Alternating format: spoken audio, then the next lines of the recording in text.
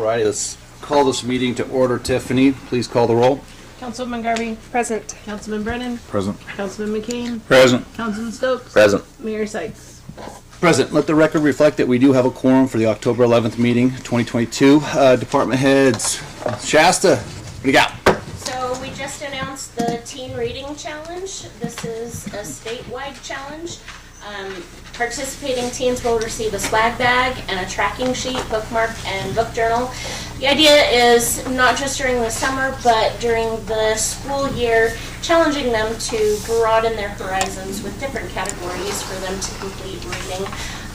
They are asked to do 8 books in 7 months, but there's 10 different categories. If they do all 10, they get more swag. So it's just an incentive for them to read books in those categories. They've got between October to April to finish it. So we're spreading the word on that. Tonight is our adult craft night. We're doing no-sew pumpkins. And then we also have our daily programming. So we've got music and movement. Tomorrow we had story time today.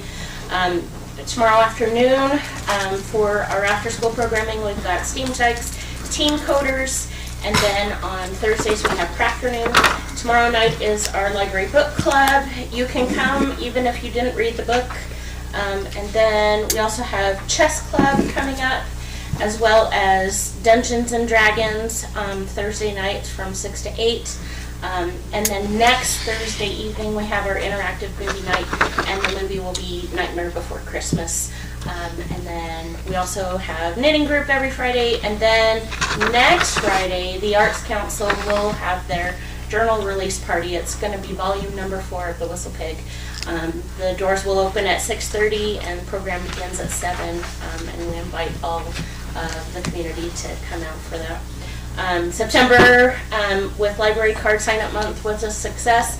We gave out all 10 of the non-resident year memberships that the Friends contributed, and we are looking at future endeavors for them to contribute funding so that more people can have non-resident annual cards. And we wanted to thank the Friends also for their time and effort that they put into helping us with Dangerous Day for Boys event, as well as the American Girl Tea Party. It was well attended, so that's it. Wowza. Thank you. Brock, what do you got? Mr. Mayor, things are rolling on as far as in the development world. Things we're expecting to see. The Village residential project, which is approved. Hank is just finishing up the plan review there. He's planning on having the first round of comments available to them by the end of the month. And they're really hoping to get into some horizontal work before the frost comes. So they're moving and grooving there. This body should be prepared to see some more residential development come your way. We have the typical single-family home subdivision, south for Silverstone, which was just heard. That will be coming to you. And then also the Blue Yonder development, which is north of Morning View. If you know where that is, it's near the rolling hills.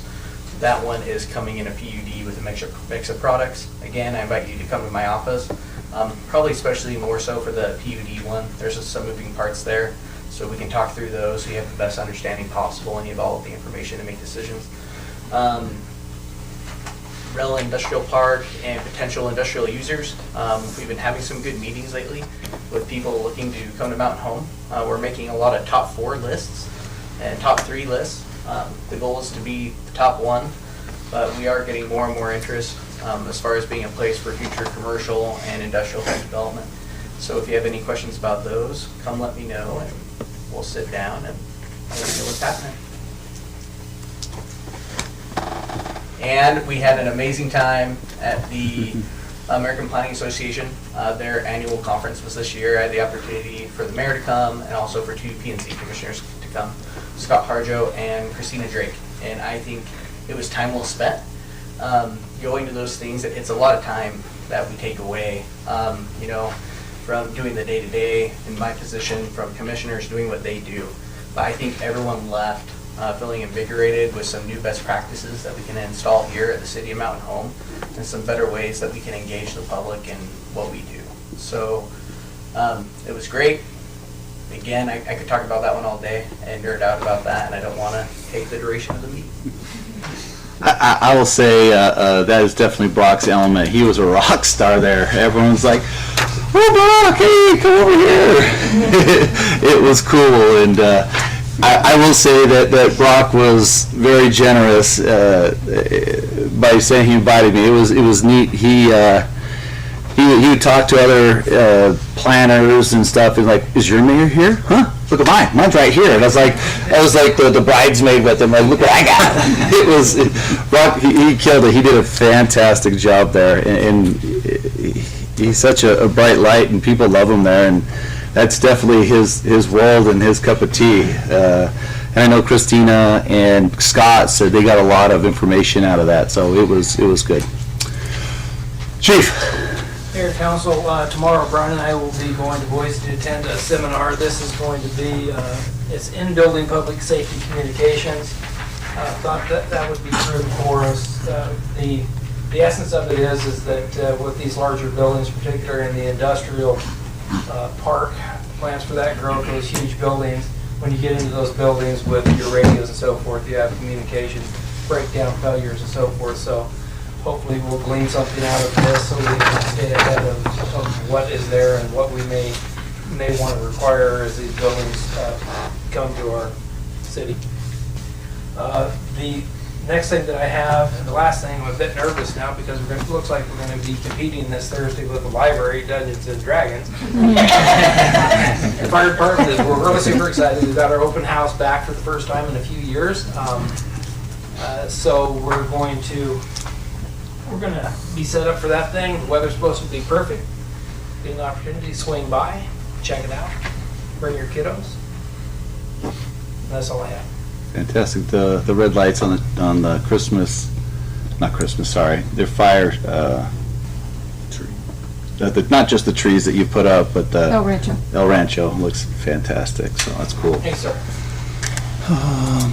LT, what do you got? Mr. Mayor, Council, good afternoon. Two things to note for us for training on both fronts. First, we finished our quarterly session for the FAT simulator in Twin Falls. All the officers went through that, did very well with scenarios. The second portion is two parts. We finished the classroom portion of our active shooter training, and we're going to be doing our practical exercises with Air Force Security Forces, Elmore County Marshal, and our officers starting next month. We have 4 sessions of that. Fantastic. Rich. Mayor, Council, water, wastewater, just, kind of trying to button things up around the wells and the farms. I think he planted the winter triticale, so he got the water on that, so we're pretty much done watering for our effluent going out. The downtown, so Jackson, got that finished up. We just got to do a couple of the valves, just got to put some concrete around those. That's all that really needs to be finished up. Came under budget, didn't use quite as much oil as we did, so it's not a whole bunch under budget, but it was under budget. It's always good. Going to go to Tom Hogue and myself are going to go to Helena beginning of next week for airport managers conference. So haven't ever been to that, so we're going to go see how that goes and see what's going on with it. That's where our FAA is out of, so that's where our big guy is. He actually he came through and toured our airport last week, maybe the week before that. End of the week, everything looks good. A couple little things just fix up, but everything was good. He was impressed how everything looked out there, so it should be good. Mr. Mayor, Councilman Stokes. can I ask Mr. Key an update on well 17? Just curious. So yeah, we're actually getting a meeting put together sometime this week. I'm not quite sure which date it is, so they're still getting. I know it's going to be this week. They have some numbers put together. Just trying to get it at a time that everybody fits together. So. Okay, cool. Yep. Paula? This is the final bill run for the last budget cycle, and we've jumped into the next one, the 22-23, and we're already getting requests from both of the auditors. So it's early, but we're ready to roll. Look, everything came in really good as projected, and we're hitting the ground running because we've enough. We used to hold back, but now we're just let's go, let's get going. So we're doing good. Mr. Fitz, you got anything good for the order? No, sir. All right, council, you got anything? All right, here, I do have one other thing really quickly. Go ahead. So with the airport, we do have on your agenda today, you notice that you probably didn't know where it was, but you do have to approve a hangar that's going to be on one of our new taxiways. So those are already looking to be used. So just wanted to mention that. So just look down and saw that. So sorry, Mayor. Thank you. no, you're good. And I forgot to tell you, Paul and I went out there at the airport and ran into Tom to actually pick his brain on some stuff, and we met a gentleman that just was over the moon, saying Tom is so great. He got to know him, and then Tom actually helped him fly a plane from Indiana or something back here. He wants to get possibly a hangar, and that guy is what was he off of Yellowstone or something. So it was cool He's a Montana State Trooper. He survived all the seasons. Paul was not making fun, but asked him, like, you made all the seasons? Because someone always gets killed in Yellowstone, right? So, but Tom is doing a phenomenal job out there. The guy, last time that day he was all in white paint. No, the time before he was all in white paint. He's out there painting. The guy just wants it to be the best. So if you go out there and see him, the guy's he gets excited and he's giddy when he does it. So it was nice it was cool. So, all right, run down to conflict of interest declaration. Has any council member received information pertaining to or otherwise had any contact with any person regarding any items on the city council agenda? If so, please set forth the nature of said nature of contact. Hearing none, we'll go to consent agenda. Is there any council, do you want to pull any of the items, talk about any of the items? Mr. Mayor? Councilman Stowe? I had a couple questions.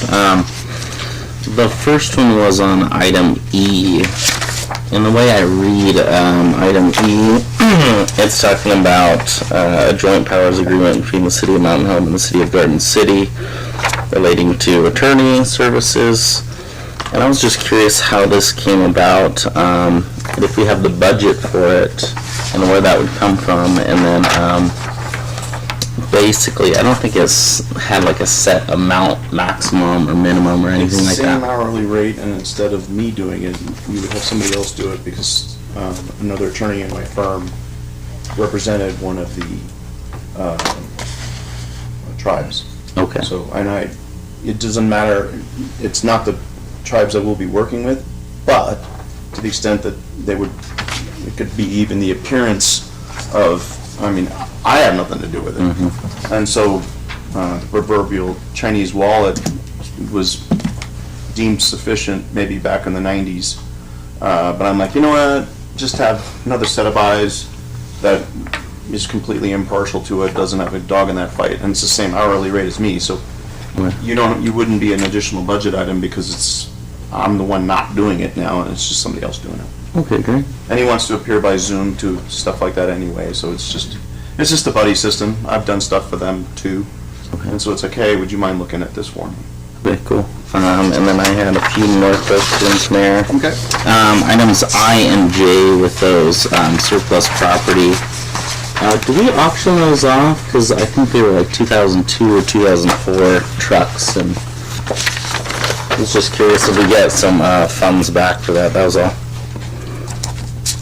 Yes, we usually put them in the auction, or I had irrigation district ask, what are we doing with those trucks? And Rich and I had a conversation. We didn't know what really, we were going to put them at the airport, but then now we don't need to. So they're just sitting there, and then Mayor and Council, we were gonna use one of them for, to put the snow plow on, but since we got the tractor with a plow on, we don't need it now, so Yeah. that was one reason, and so he doesn't need the tractor. And the other one's just really electric, it's just done, Okay. so. and then the irrigation district only wanted the 4x4, right? If there is one? If there was one, and I don't know if they were 4x4s Is that or what it not, is? so, Yeah. yeah. Okay, so I don't it's on there as surplus property, and then we have to do a resolution for, if the council wants to give the, what did you say, Colorado one, the little one? Is that the little one? Yeah. That's the little one. Yeah, there's a Mayor, there's a resolution for the destruction to go to the irrigation district, and there's a separate one to send one to auction. Okay, cool. That's all I had, Mayor. Okay. Mayor.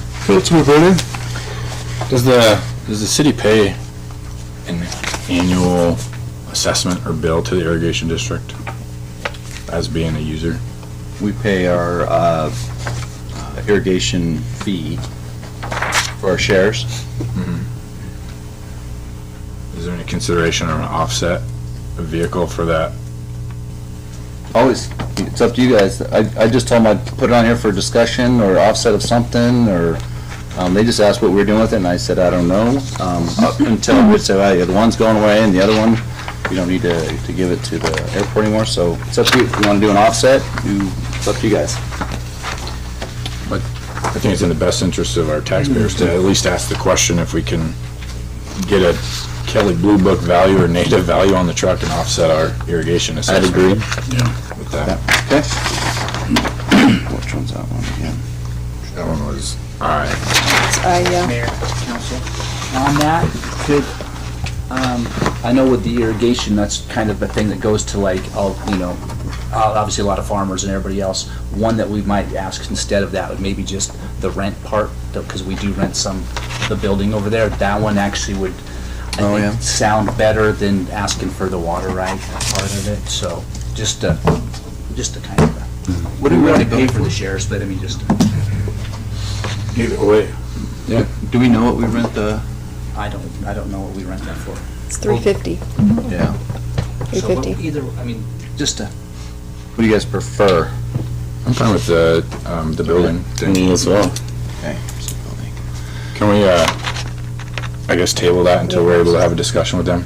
Just for item I. Yep. Table it. What do you want, building? Council? Yeah. Building? Okay. Yeah. Councilman? Item F is the Pioneer Equipment lease in the animal shelter building. Let me pull my notes on that. How did we come to the $70 a month fee? Wasn't that what they were playing down in Burley or South Idaho? I thought it was Idaho Falls. Idaho Falls. Sorry, give me just a second to pull that document.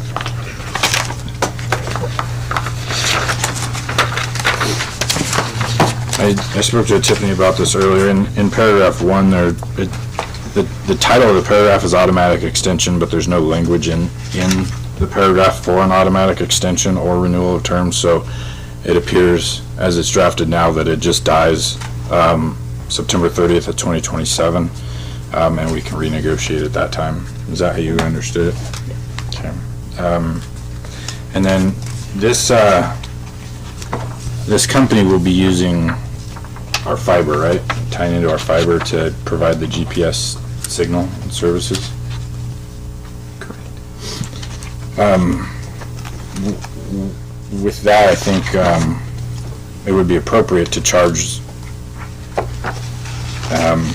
the fiber connection fee like we do with all of our citizens or those within LID number 1. I get concerned about the rules of an LID, of which I don't really know much of anything about. But ultimately, maybe they could be one that's buying into the system or taking the fiber that everyone else would have to pay for.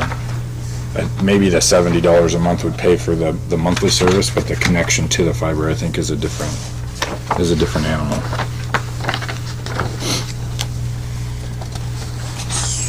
So, okay, how would we antiquate the connection fee? How do we? Yeah. Because we've already, so it's already there. How would you want me to antiquate that? You know what I mean? Like, is it, so every department, like, so City Hall paid for its connection fee, fire department, so on and so forth. Animal shelter's already paid theirs. The only one that doesn't have city fiber currently is the library. So how do you want me to kind of, I guess, ask the question, or what kind of fee do you want it, what do you want to see? I don't know what the typical fee is to buy in, but probably have to think about that for a minute. Because they're getting fiber from the city that no one else is gonna get to. Who else will be able to tie into our network inside of our buildings to provide a service to a greater group of people, you know, farmers, ranchers, for GPS services? Just a thought, I don't know. I'm just going through my mind, how would I charge them? Is it like, say, hey, you gotta, yeah, let me think on that one real quick. Trying to think of how would we, since it's already there, I guess, would I charge them for the fiber module? Or no, they just tap into the stuff that's already there, so. They just log in. For BBG's $385, but that's already in place. Right, And the conduit's already laid, and that's part of the cost. right. Did our boys have to do anything for them? Nothing? Paul, is there any legal issues with just basically giving out fiber that's not part of the LID? Yeah, we shouldn't be giving it away. I mean, I'm not saying that we are, We're charging them. $70 for it. Yeah, we're a month. charging them rent. Yeah, then no. so is $70 rent and access to unlimited fiber? Or is it one or the other? Well, so let's take the houses down in Silverstone. Those are already hooked up without being in the LID, because they paid a fiber connection when they built the house, just like your water wastewater. And they just usually go through their ISP. They pay a monthly fee to the city, an O&M fee, which is $17.50. Then they pay their ISP, but their fiber fee has already been paid for. I guess I see where you're coming from. I'm just trying to figure out how I think, so they're paying the city $70. Are they paying an ISP? Well, no, are they? Yeah, they'd have to have their own ISP. They're not using ours. Okay, so they're probably paying $7.99 or whatever Sumo is, or So basically, this is maintenance and operations plus the electricity and the space they're taking up in the closet. okay. Mr. Mayor? Can we just put that in there then? That they're responsible for their own ISP connection fee, or whatever you call it, and then I'd be just happy with that. Legal. They should have to pay, no citizen or entity should be receiving more services that it's being subsidized by others, right? Right. So everybody should be treated equally. And now, 6 in one, half a dozen in another, not every entity is the same, and there might be reasons, but however you calculate it, it just has to be treating similarly situated folks similarly. Mr. Mayor? Councilman Stokes? Can we put in here an operation and maintenance fee of that $17.50 like we're gonna charge all the citizens? Put that in there? I think they pay the $70 that's already included, so the citizen only pays $17.50, they're paying $70 for the rent space. Electricity. Maintenance and operation. Because Mayor and Council, we're not gonna create a utility bill out of Cassell to bill these guys monthly. They'll get an invoice from me, emailed to them to pay their notice, which is similar to what we do, Mrs. Kirby at the golf course and those type of things.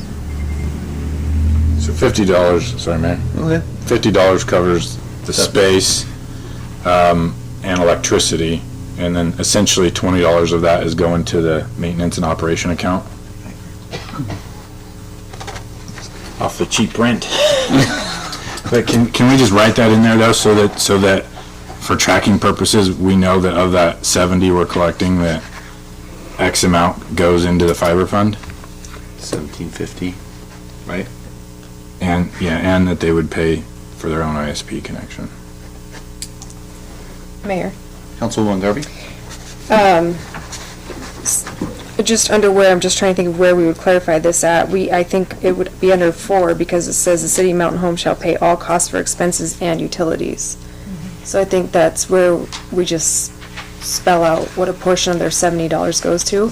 And also, is this literally the only space they're taking to provide, okay, large service for our area, okay.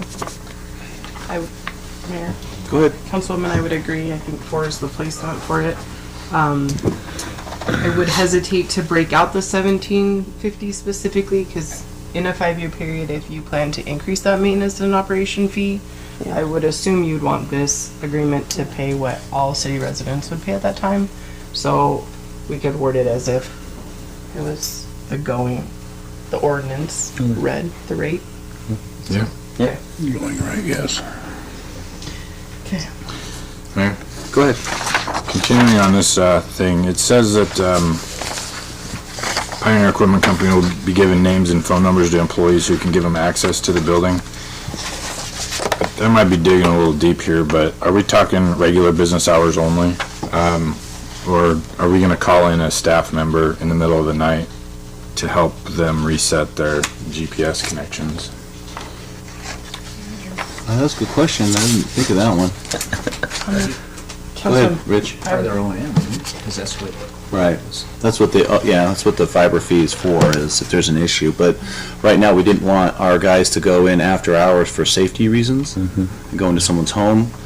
So yeah, I'm kind of hesitant to have them go reset. They're gonna have to wait till the morning, but I'm not a farmer, so I don't know. Do they do stuff at night? Do they? Oh, absolutely. Yeah. Okay.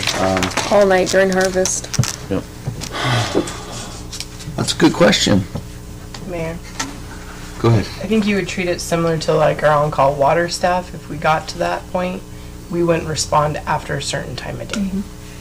So, for instance, if they needed assistance at 8 o'clock at night, we would report out, and there'd probably be more than one staff. If it was at midnight, they're going to have to wait until the next business day. So like a weekend call, they'll go because it's between a certain time. Nothing at night. Right now, we have no on-call specific fiber department, but more than likely, we would respond out. Okay. So subject to city Policy. water or On call. on-call policies, times, whatever. Okay. And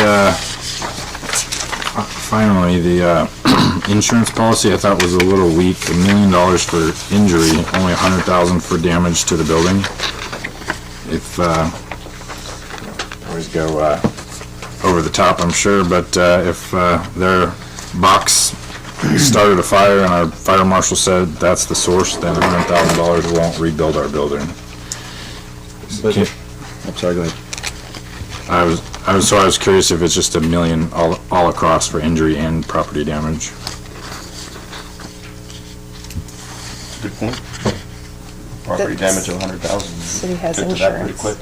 The city has And our insurance. insurance would bridge the gap certainly on that, but I would be curious on, certainly ICRIMP has standards that they would want us to adhere to. Mayor, Councilwoman Garvey?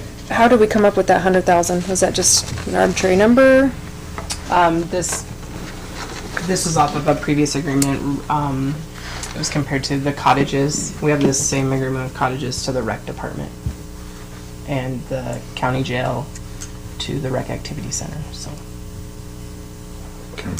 Do you want it changed to $1 million or something for property damage? Was Paul think or ask ICRIMP the question?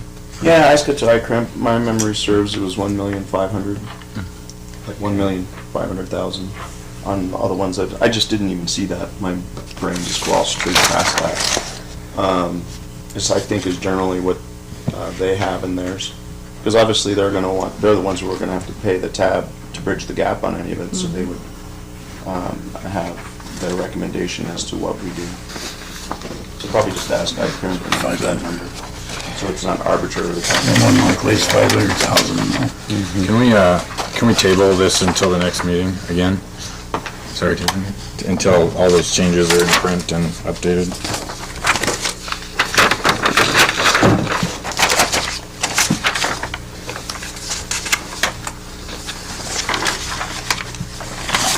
We got one council person that wants to table it. Do I have at least two more? Three more? I that want agree with table? tabling. Sorry, I was just reading it. Yeah, that's fine. Table? Okay. There's enough changes. Okay, so that was F.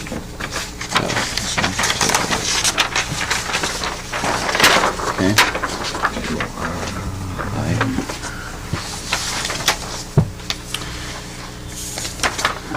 And Mayor, Councilman?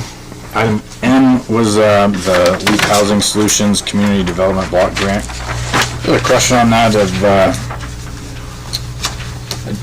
I try to work through this with Brock the best I can as to like I don't think this is a public-private partnership by any means, maybe, but maybe it is, maybe it's not, but we're essentially seeking a grant in which if we were awarded it, the city could give the money to them to help build the infrastructure within their subdivision? Or could, if we applied for the same grant, we got it, could we use the money anywhere that the city council determined, like building one of our own roads versus a neighborhood road? From my understanding, we've used this grant for obviously downtown projects. We've used it for Chuck Ciccarelli in the past. I think we've used it, I think we even, and I could be wrong, don't quote me, I think we used it once for fiber connection, or not fiber, internet connection up at the industrial park up on the hill. But this is where you have to specifically say where this grant goes to. Correct me if I'm wrong, Brock? That is correct. And so it's CDBG Community Block Grant, where the city can use it for any infrastructure project. We want to build a road, we want to build sidewalks, we are able to use that. However, private entities are allowed, if sponsored by the city, to apply on the city's behalf for specific public improvements to their project, such as the required roadway, sidewalk, connections. Nothing with actually building the vertical building, but all of those horizontal connections and improvements.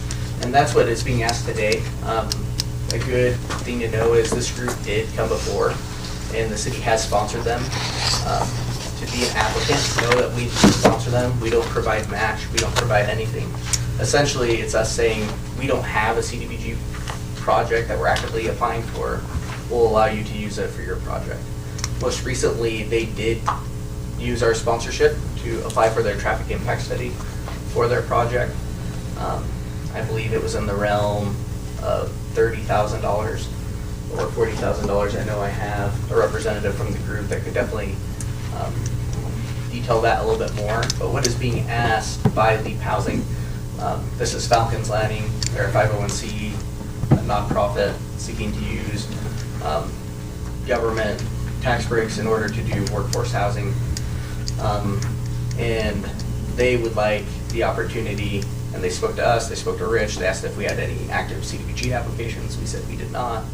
And they said, well, could we apply if the city doesn't have any intention to apply this cycle, which this cycle ends November 16th.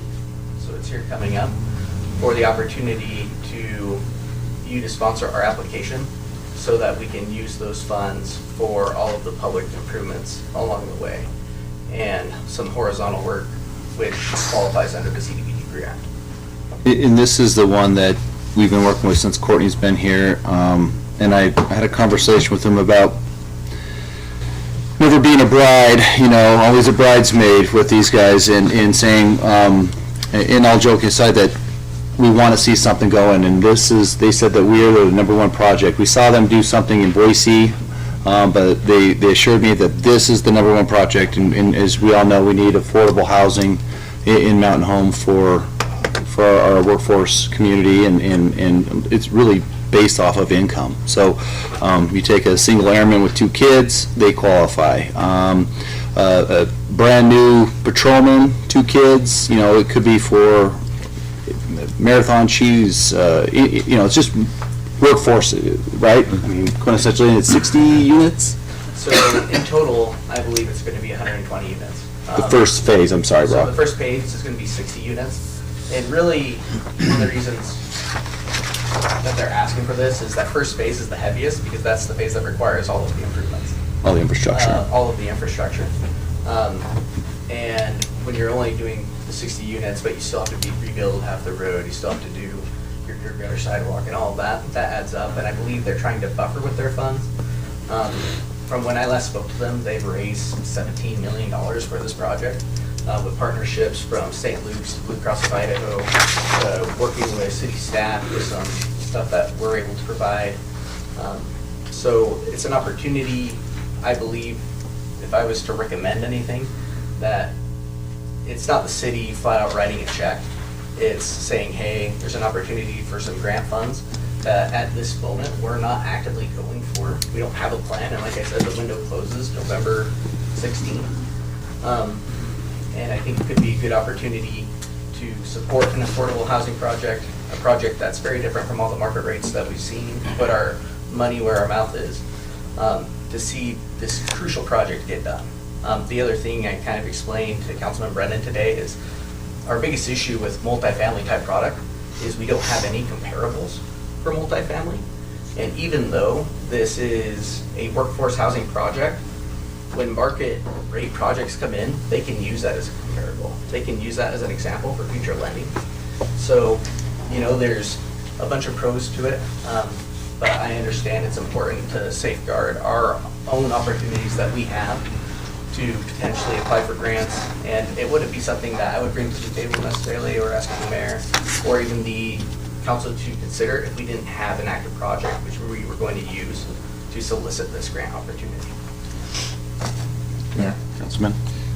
Brock, would let's just say like the project doesn't come to fruition, right? For whatever reasons, we've seen a lot of developments get approved and then they turn around and sell them. Not saying that'll happen, but if it did, if they were awarded this block of grant here, would that grant transfer to the new ownership? That is an excellent question. I want to assume, so any public improvement made there runs with the property. We're not going to tear out the sidewalk and put it somewhere else. As far as, and then again, also, they have to be very specific with what they're using it for. Right now, for the purpose of them getting their things together, being that there's such a window, they were fairly broad: curb, gutter, sidewalk. Fiber. The official application is going to have spelled out X amount of feet of sidewalk, this amount of asphalt, this amount of X. And they're asking up to the maximum amount that we can apply for, which is the 500,000. But it could be 300,000, it could be 400,000 worth of work. But it would run with the land and subsequently transfer to the new owner. I would let legal provide any clarification. Generally, I would say yes. Certainly if it's a conferred benefit. However, I would have to, I can't say that with any certainty because I would have to read the fine print, so to speak, of the grant. If it goes belly up before they receive the funds, there could be easily a clause in there that there would be a reversion to the next person in line next entity in line who wanted that money. So I could easily envision that in my mind. But if it's something where the project has already been undertaken and for whatever reason at the midnight hour it's transferred to another entity, I could also, I'm not giving you a good legal answer. I'm saying maybe, maybe not. But I'd have to read the fine print. Okay. Mayor. Council, the mayor was right with some of these projects. They kind of do come in at the workforce piece. Some of that we were talking about was Wolf Brothers used one when we got the sewer out there and we did South Haskett. So because they were bringing in extra jobs. We did a smaller one with Terry's RV. They were bringing in some new jobs, and so we did, again, it was a sewer project, just doing some different, getting sewer to them so they could expand their business. So, it's not like that when, like we're looking at the windows closing for us, a lot of the times with these it's a project that people bring to us that it's work for. So there's a lot of things that we do that in the city wise we wouldn't do this because we're not doing it workforce for us. So it's more business stuff. So that's where that comes in. So.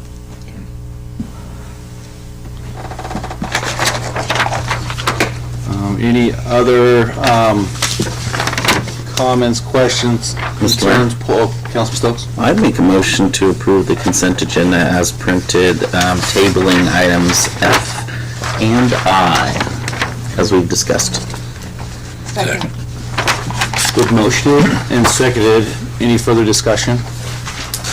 Hearing none, I'll call for the question. Councilwoman Garvey? Aye. Councilman Brennan? Aye. Councilman McCain? Aye. Councilman Stokes? Aye. All right, items, new business, items removed from consent agenda. There were none, only tabled. We'll go down to action item number 2, deliberation decision to amend the 2020 Mountain Home Comprehensive Plan to include the City of Mountain Home Police, Fire, Parks, Streets Department impact fee studies and capital improvement plans as Appendix N. Council?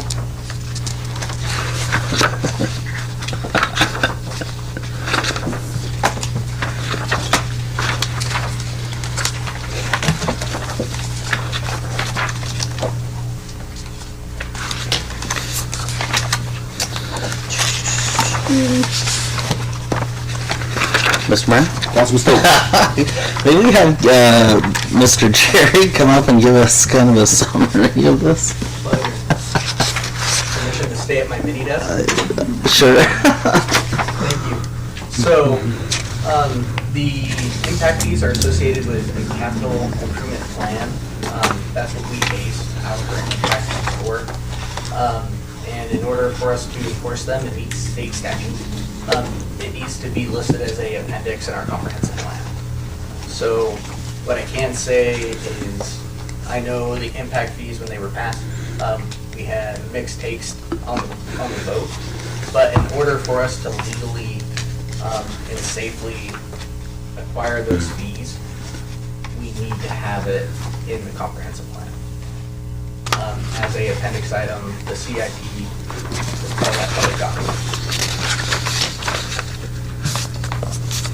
Mr. Mayor? Councilman Stokes?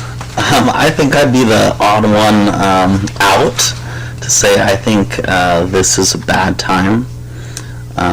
Interest rates are going up to probably 7.1 soon, if not 7.5. The economy is not doing that well.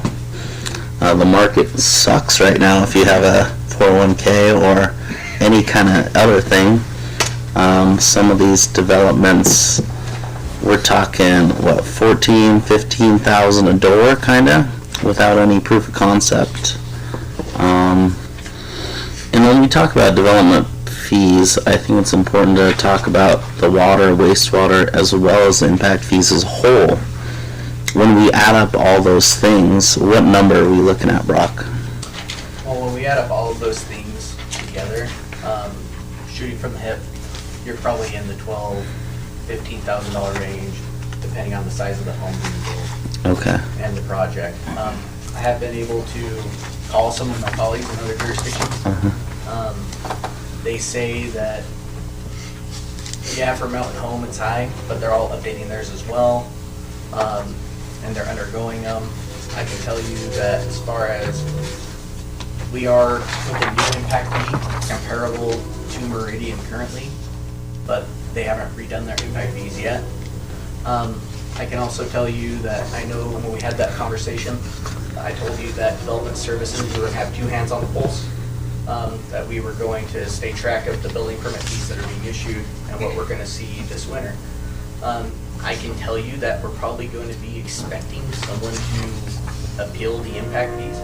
I had the opportunity to speak to a potential person looking at that avenue today, running them through the ordinance, showing them what they have rights to do as a property owner. I think that's going to be something we're going to pay attention to. I can tell you, unfortunately, the way that the statute is written, as far as water and wastewater, that's not something we can do. We can only do those magic categories that are there.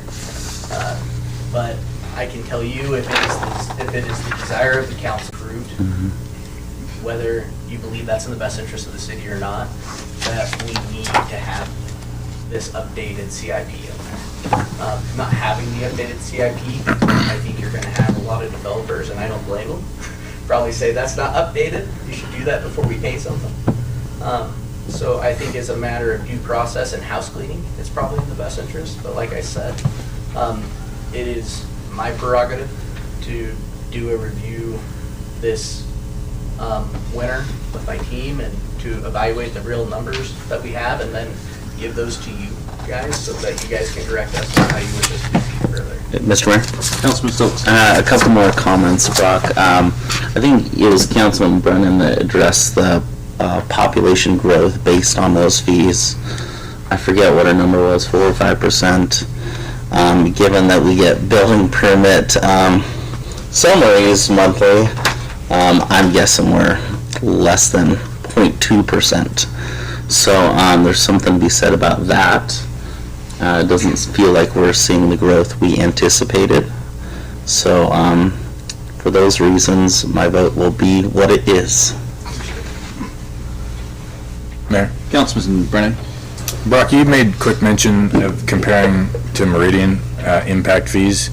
Can I just clarify, are you talking full picture development fees or just what we're calling impact and what they're calling impact? In the conversation, that was over a sandwich. I want to make sure that you know that. Was I there at the sandwich? Okay. With me speaking to my colleagues, getting their approximations, I believe that that was their impact fees, but also water, sewer, all items there. That is basically what was told to me that they're seeing on an average basis for an average residential door is around that ballpark. Mayor, whoever can guide me here, I'm looking for a clarification as to what the totality of what we're voting on this action item tonight.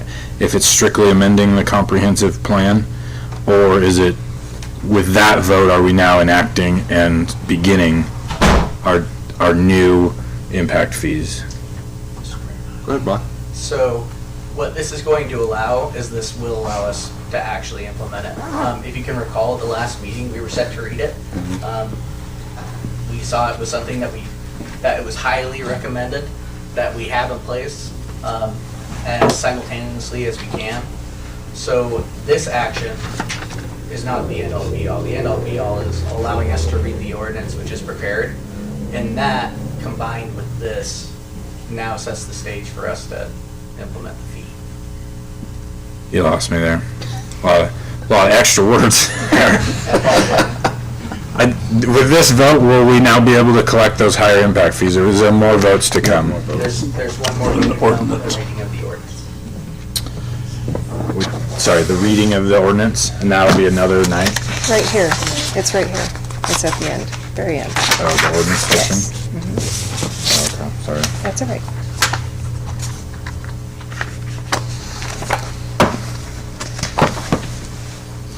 So what happens if the first one occurs and the second one doesn't? And I follow legal counsel. Then it doesn't continue. Yeah. This, we have a little bit of the cart dragging the horse.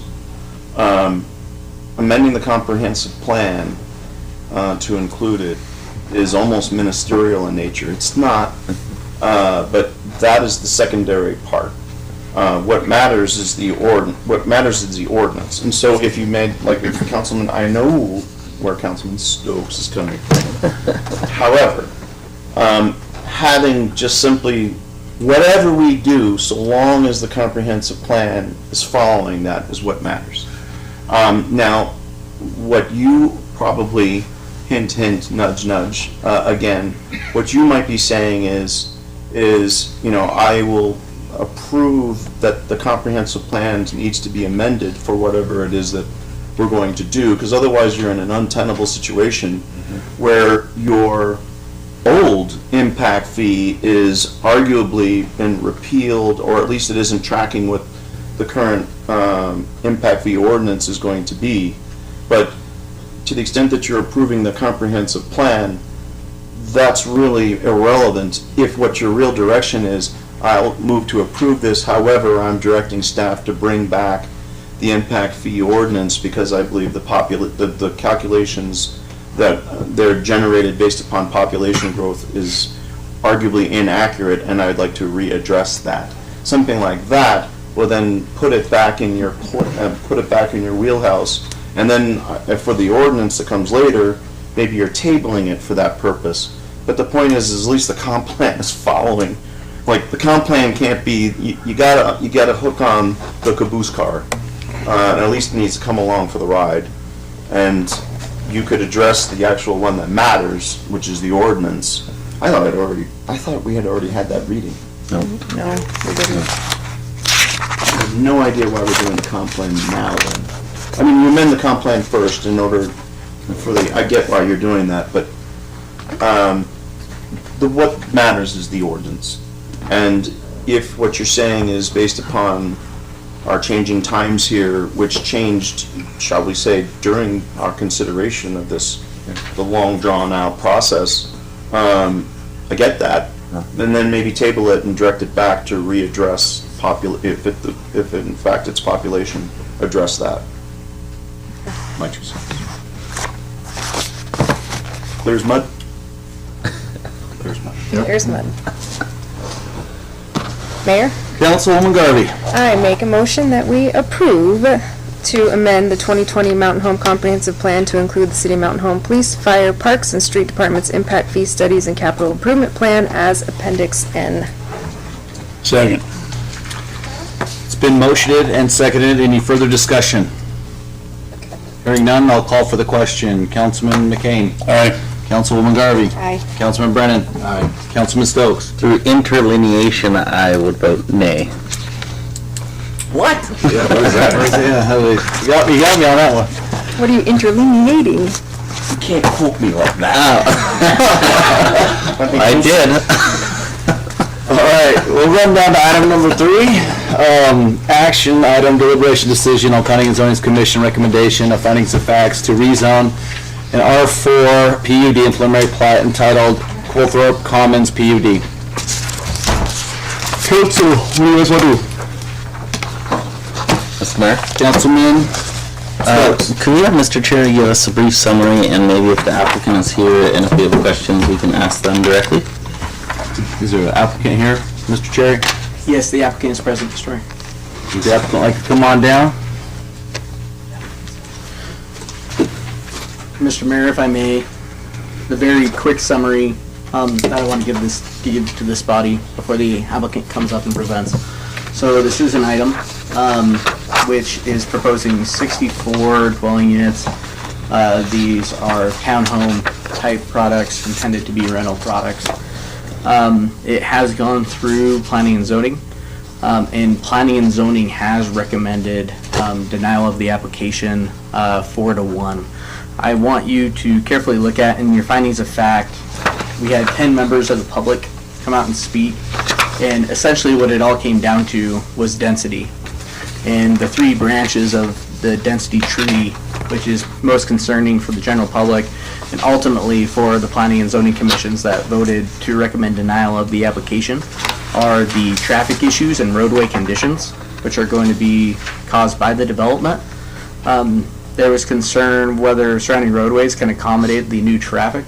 The applicant will bring up that both the applicant and city staff, we did communicate with ITD, being that this development would go straight to their roadway. Do we need to do a traffic impact study? ITD replied no. We have evidence of that. We have that email.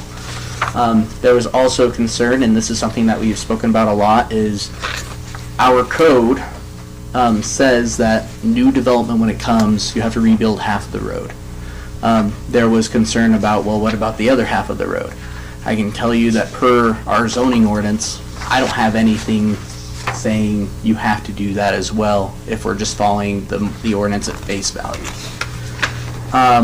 And then it was, will this traffic just create general disturbances? Your next branch was sewer infrastructure.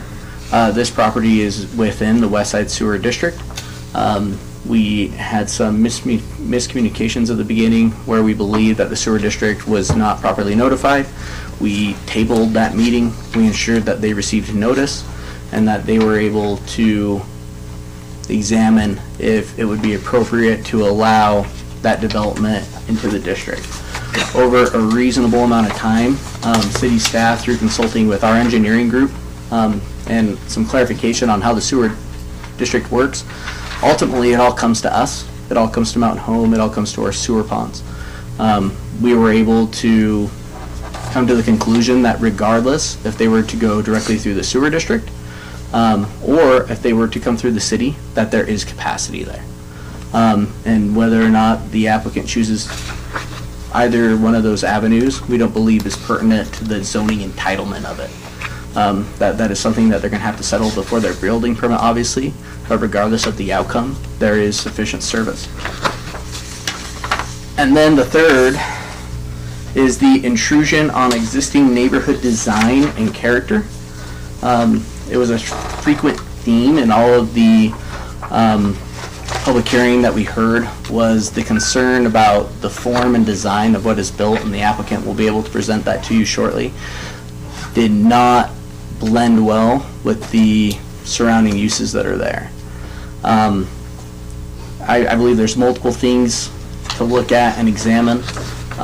You have the development which is adjacent to C4, general highway commercial, which is the highest density to highway commercial. I believe that's something to say. However, this also has a future land use designation of residential and commercial, being mostly residential on the northern portion. So those are things I would consider during your deliberation and also during your questions with the applicant and as you review this design for final approval. That is really the big three topics that I wanted you to hear. Those were the biggest concerns stressed by the general public and also the overall Planning and Zoning Commission.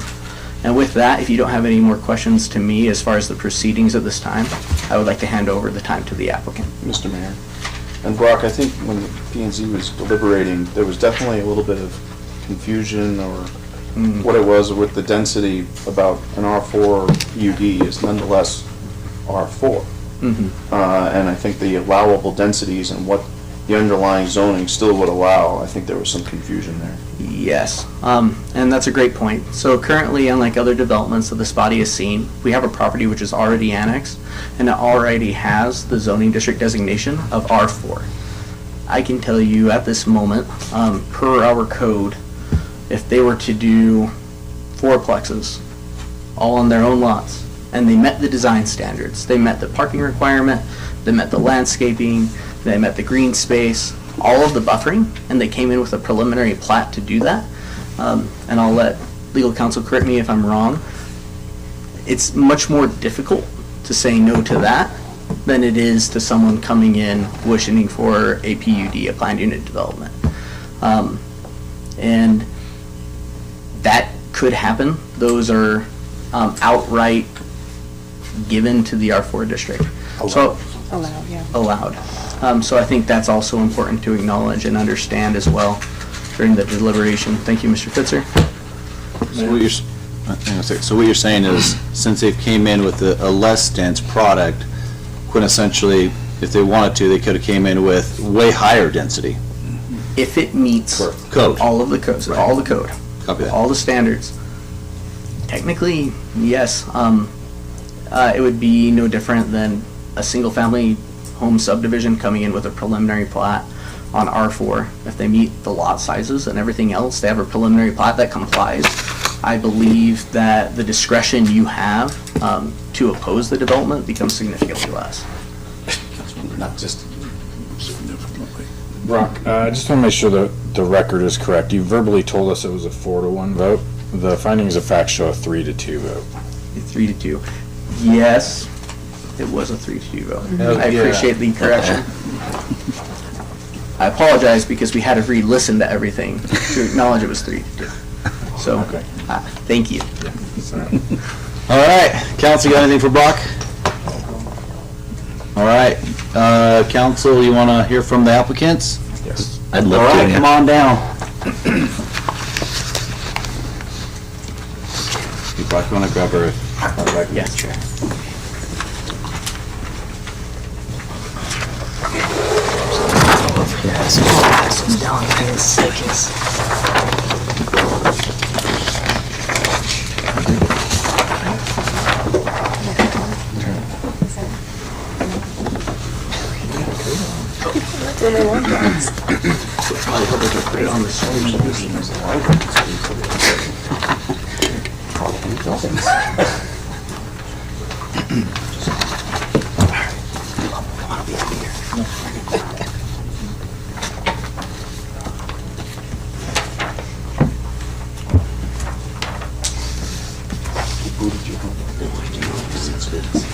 Presentation, right?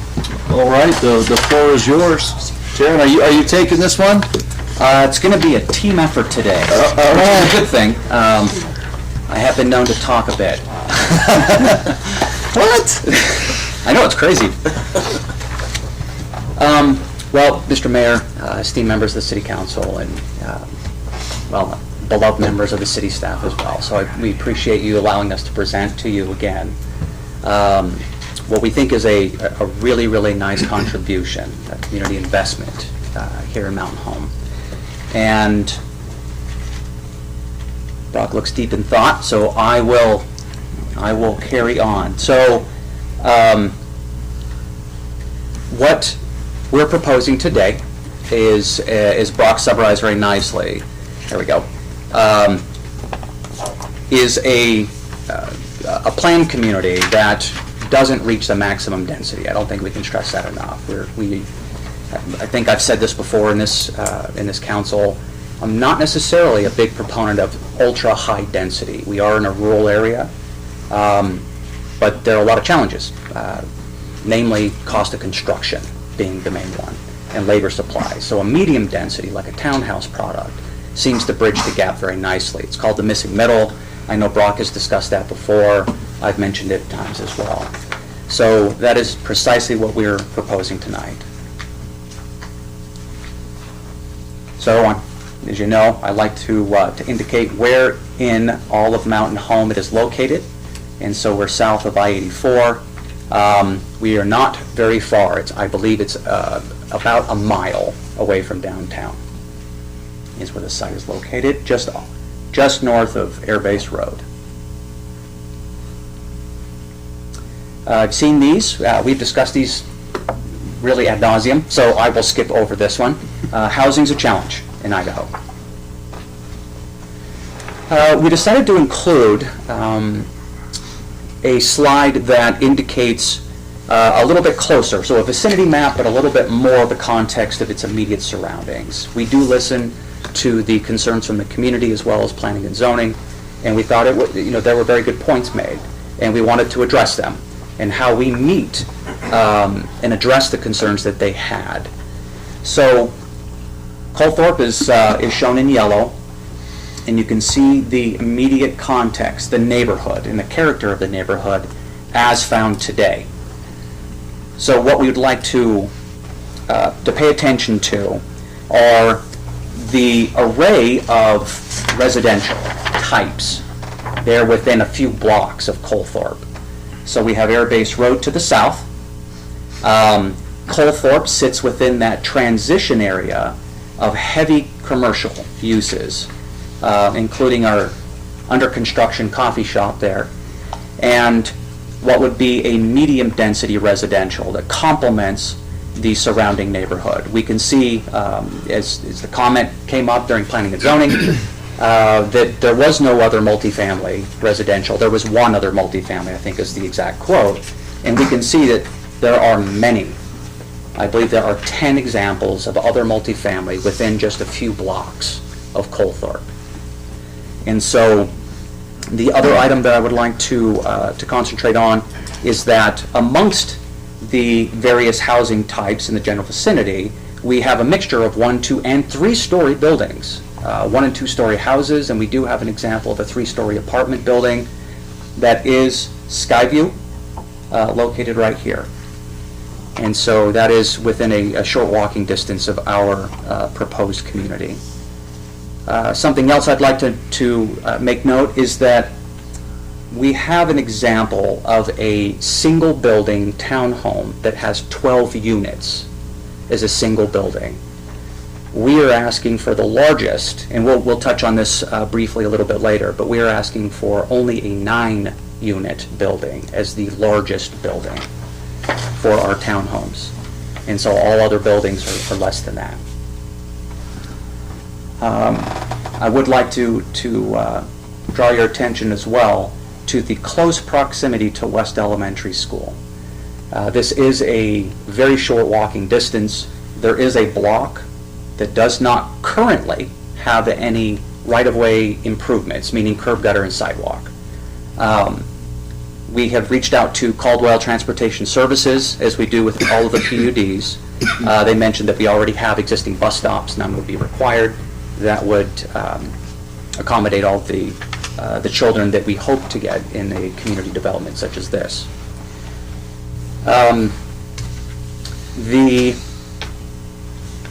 Hey, Karen, real quick, sorry to interrupt, I apologize. Is the reason why there's no curb, gutter, and sidewalk there, is that county?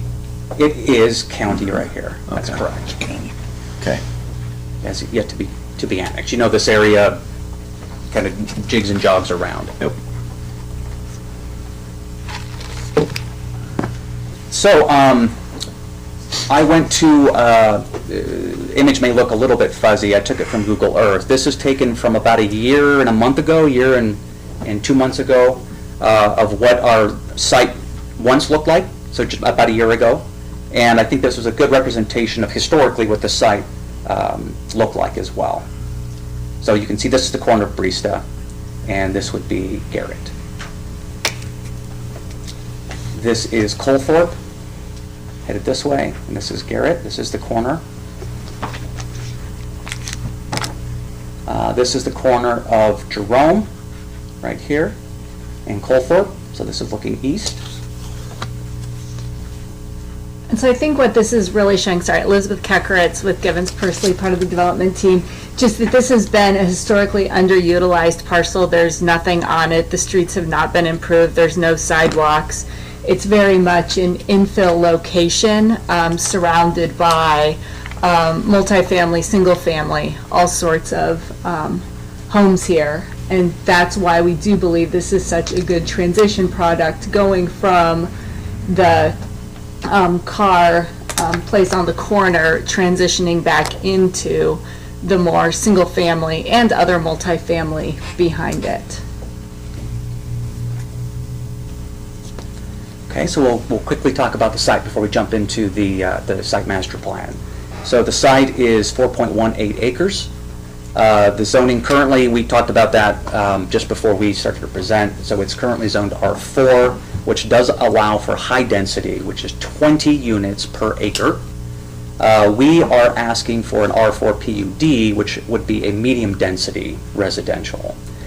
And so here we have, if we were to maximize the site as an allowed, like an outright allowed use, we could have up to 83 units on this site. The actual density is 64 is what we're asking for. They are 2-bedroom, 2-bath units, which is fitting with what the market studies and the market demand is for a mountain home. The parking, and we'll stress this quite a lot, we are parked just greater than a 2-to-1 ratio. Again, we've heard that it's important to have your 2 stalls. So this is entirely provided inside of the site.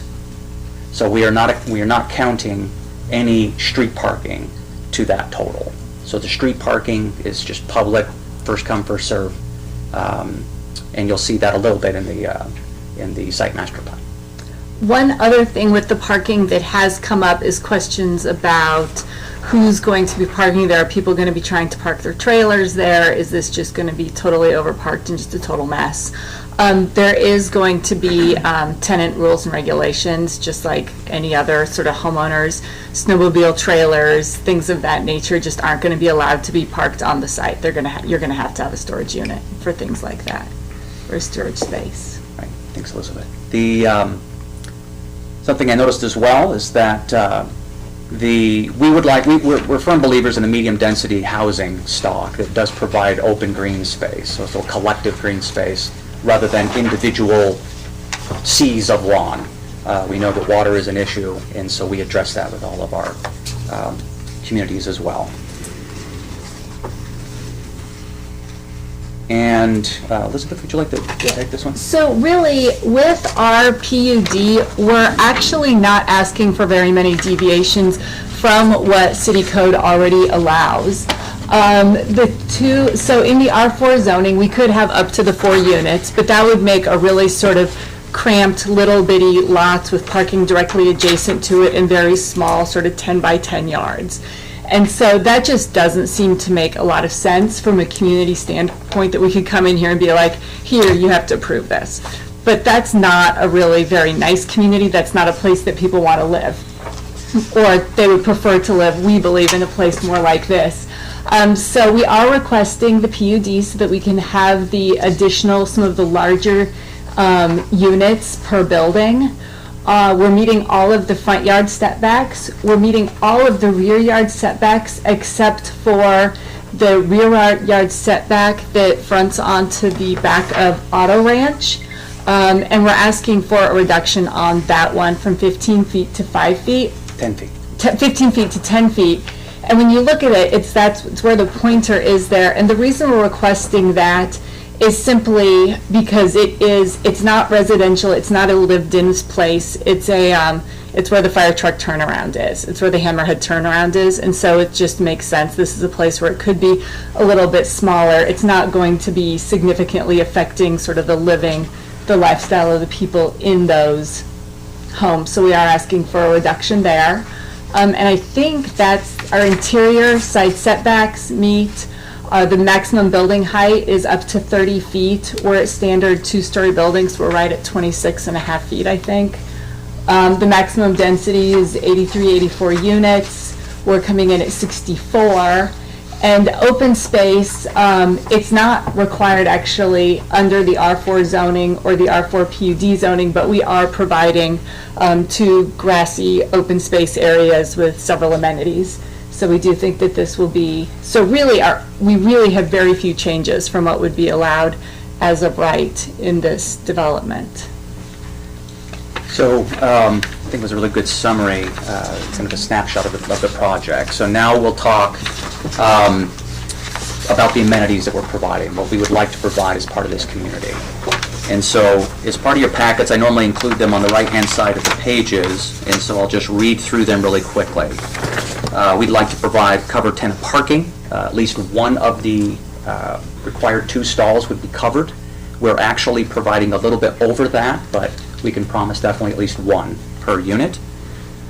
We are firm believers in screening and centralizing trash collection. So as part of the PUD application, you'll find you'll find emails from Republic Waste Services.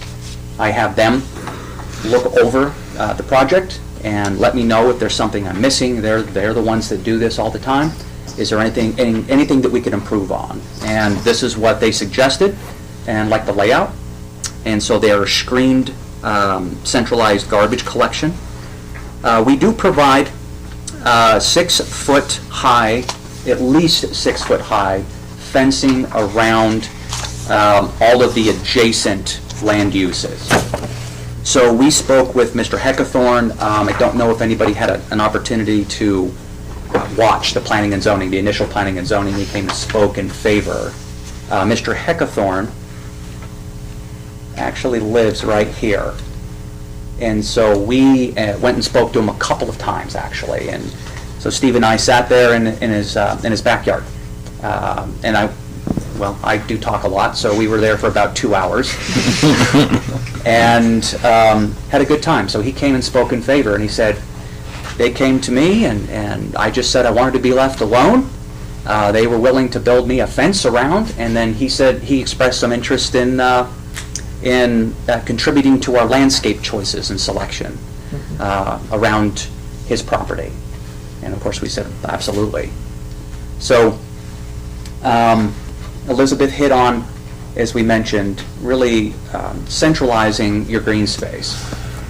Those of us that have children know that having a centralized green space you can go into that's within the development itself is really quite nice, in that you know that there's a very little chance that your child's going to run out into a street or something that's a bigger street, I should say. So that is what we provide. We also provide a central community pavilion, as well as child playground equipment for use.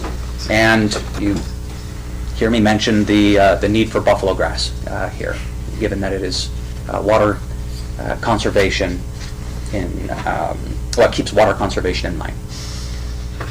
The Next item we'll mention is that in keeping in line with both the city ordinance and the comprehensive plan, we have site improvements. This will be curb gutter sidewalk and half of the street width of the roadway. There are a whole host of reasons why it's done that way with the city ordinance, with common practice in other municipalities. If there's questions about that, we're more than happy to respond, as I'm sure Brock would do as well. But there is a pathway throughout and around the entire perimeter of our site, and that allows pedestrians to walk in a safer area. We provide the community pavilion I mentioned, the green space. We do provide, or proposing to provide, 3 electric vehicle charging stations, and we don't find a whole lot of electric vehicles in town yet, and so that may be something that changes. But we would like to make sure that if it's desirable for those who move into the community, that we have that available. The landscaping throughout is water conservation landscaping, as we mentioned, and amenity that cannot be overdone is its connection to existing commercial businesses here on Airbase Road. And so we are not on Airbase, but we're within a walking distance to coffee shops, multiple coffee shops, auto repair, restaurants, and things of that nature as well. Brock mentioned that we did reach out to ITD, and the email is in the packet, and I think I'll summarize their response, and it's this project does not need a TIS, and it's really, quite frankly, not large enough to merit one either. And so it's always at the discretion of the city what they would like to see, but they said it's really not necessary.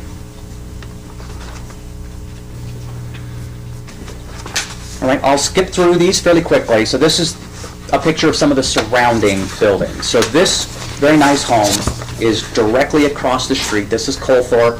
There is Garrett that runs this way, right next to it, on the corner, and you can see that it's a very nice home. I'm not sure what year it was built, but it looks relatively new, and it's 2 stories, a tall 2 stories. These are the townhomes that I mentioned on the slide. It's a kind of a vicinity. This is a single building, all in a row. 2-story townhomes. This is a block and a half from our site. This is the entrance into a duplex multifamily portion of the neighborhood. This too is about a block and a half, 2 blocks from our site. Oh heavens, Bradford. This is Bradford. This is a block. Our site's over to the east, a block, and you can see kind of the transitionary or the transitional character of this particular neighborhood. And so you have a mixture of single-family homes as well as maintenance buildings. This is a very, very tall maintenance building, but a great use, I would say, of one's property. Okay, one of the things that we want to stress, and I get there's a lot of words on this slide, which is the #1 thing you should never do on a slide. But it is very consistent with the city comprehensive plan. We have 10 goals listed up here, but there are many, many more that we could also continue to list. Things that I think are important is just that just looking at like one of the goals, encourage developments that offer affordability and diversity in housing. This really comes in, it's a slightly lower price point than a single family rental product. And so you really are going to be able to have more people able to live here, work here, stay in the community, be really close to the main intersections through town so they can get to their jobs in the neighborhood.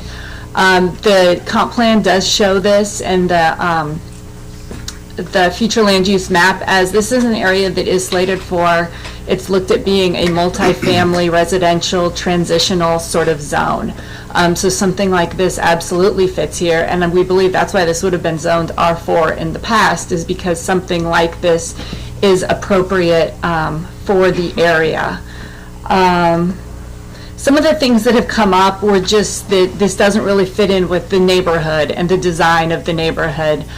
One thing is that at this point in time, and I know it's been talked about, Mountain Home doesn't have specific design standards, but this is also a neighborhood in transition. It's an infill neighborhood in transition. There's 3 or 4 blocks in this area that haven't been redeveloped, that don't have housing developments on them yet, but it is surrounded otherwise on all 3 sides by development and some to the south. And so it really sort of fits into that area. It includes, warrant that all new development include high-quality community spaces, including amenities, gathering places, green space, and pathways. We've really tried to do this on this lot. It's only a little more than 4 acres, but I think that this development really checks a lot of the boxes on the comprehensive plan. Okay, we will skip through these. You've seen these slides quite a few times. Mr. Mayor? Councilman Stokes. May I make a comment on tree selection? Yes. Please avoid the cultivar Autumn Blaze. Okay? Please. No. Yeah, why? I want to. They're not tolerant to high pH soils. Okay? Autumn Blaze? Autumn Blaze. What's the Latin name for that one, Brad? That's the cultivar. Good job, Barry. Genus, species, cultivar. If anybody knows, it's you. Okay. If I'm licensed, you know. Thank you very much. If they did anyway, would that be treason? Sorry. Could be considered. Sorry, I just had to mention no autumn blazes, please. Consider it done. Word. I know that there's a lot more renderings. We included the PUD package, so we'll skip through these fairly quickly. This is the entrance from, with showing the improvements with sidewalk, curb, and gutter into our community or proposed community from Garrett. And actually, there's one thing I'd like to point on this slide that we didn't mention before, is just one of the things that you read about in just like how to create neighborhoods, and it's really all about having that street activation. And all of the units that can front onto the public street. So they really do have that sort of front porch, front stoop about them. And so it's an area where then, as this area grows and develops, there will be more eyes on the street. It makes the street safer. There's more kids as they start walking to school. There's just more eyes on the neighborhood with this sort of front stoop, this front step activation that really makes this just a really nice neighborhood. We're on to the site plans, or excuse me, the floor plans. And so just show for the sake of scale, this is a 4-plex unit that we have. This is the first floor. It does include attached storage. This is a covered porch on the back. It has covered porches at the front or the entryway. And the second floor, and you can see the bedrooms, the 2 bedrooms located on the front and the rear of the units.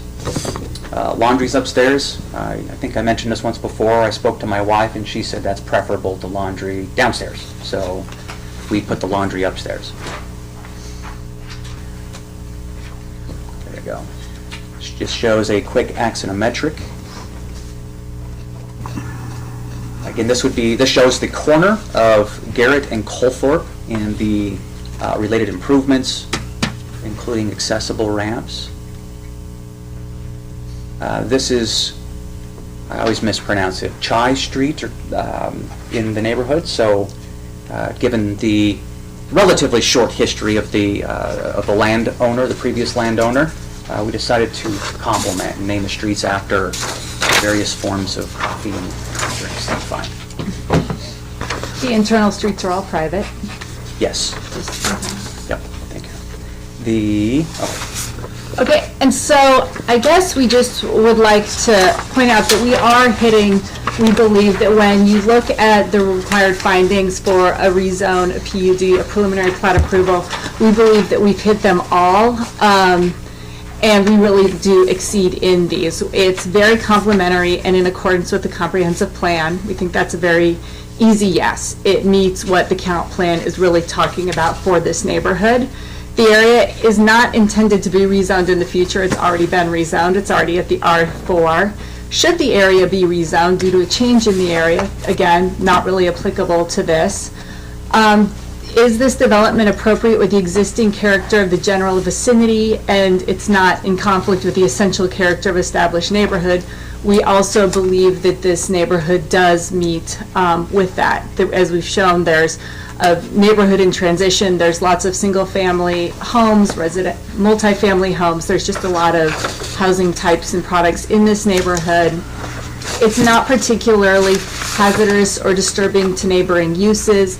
There will be some more traffic, but much of that traffic will be coming directly out and likely heading to Air Base Road or heading to the east to the busier street with the H. Oh, Haskett. Yes, to Haskett, and moving out, and there always is. I mean, any cost of development has that extra traffic, but with that comes the enhanced streetscapes, that this road will get widened, that it will have the curb gutter sidewalk, that it will just start to develop this neighborhood, and then eventually the other half of the street will be developed. There's not, it is served by all the public services. We do have water, sewer, power, communications, all of that to the property. There's not excessive costs for the public. Apparently we will now be paying increased impact fees on this if it's approved.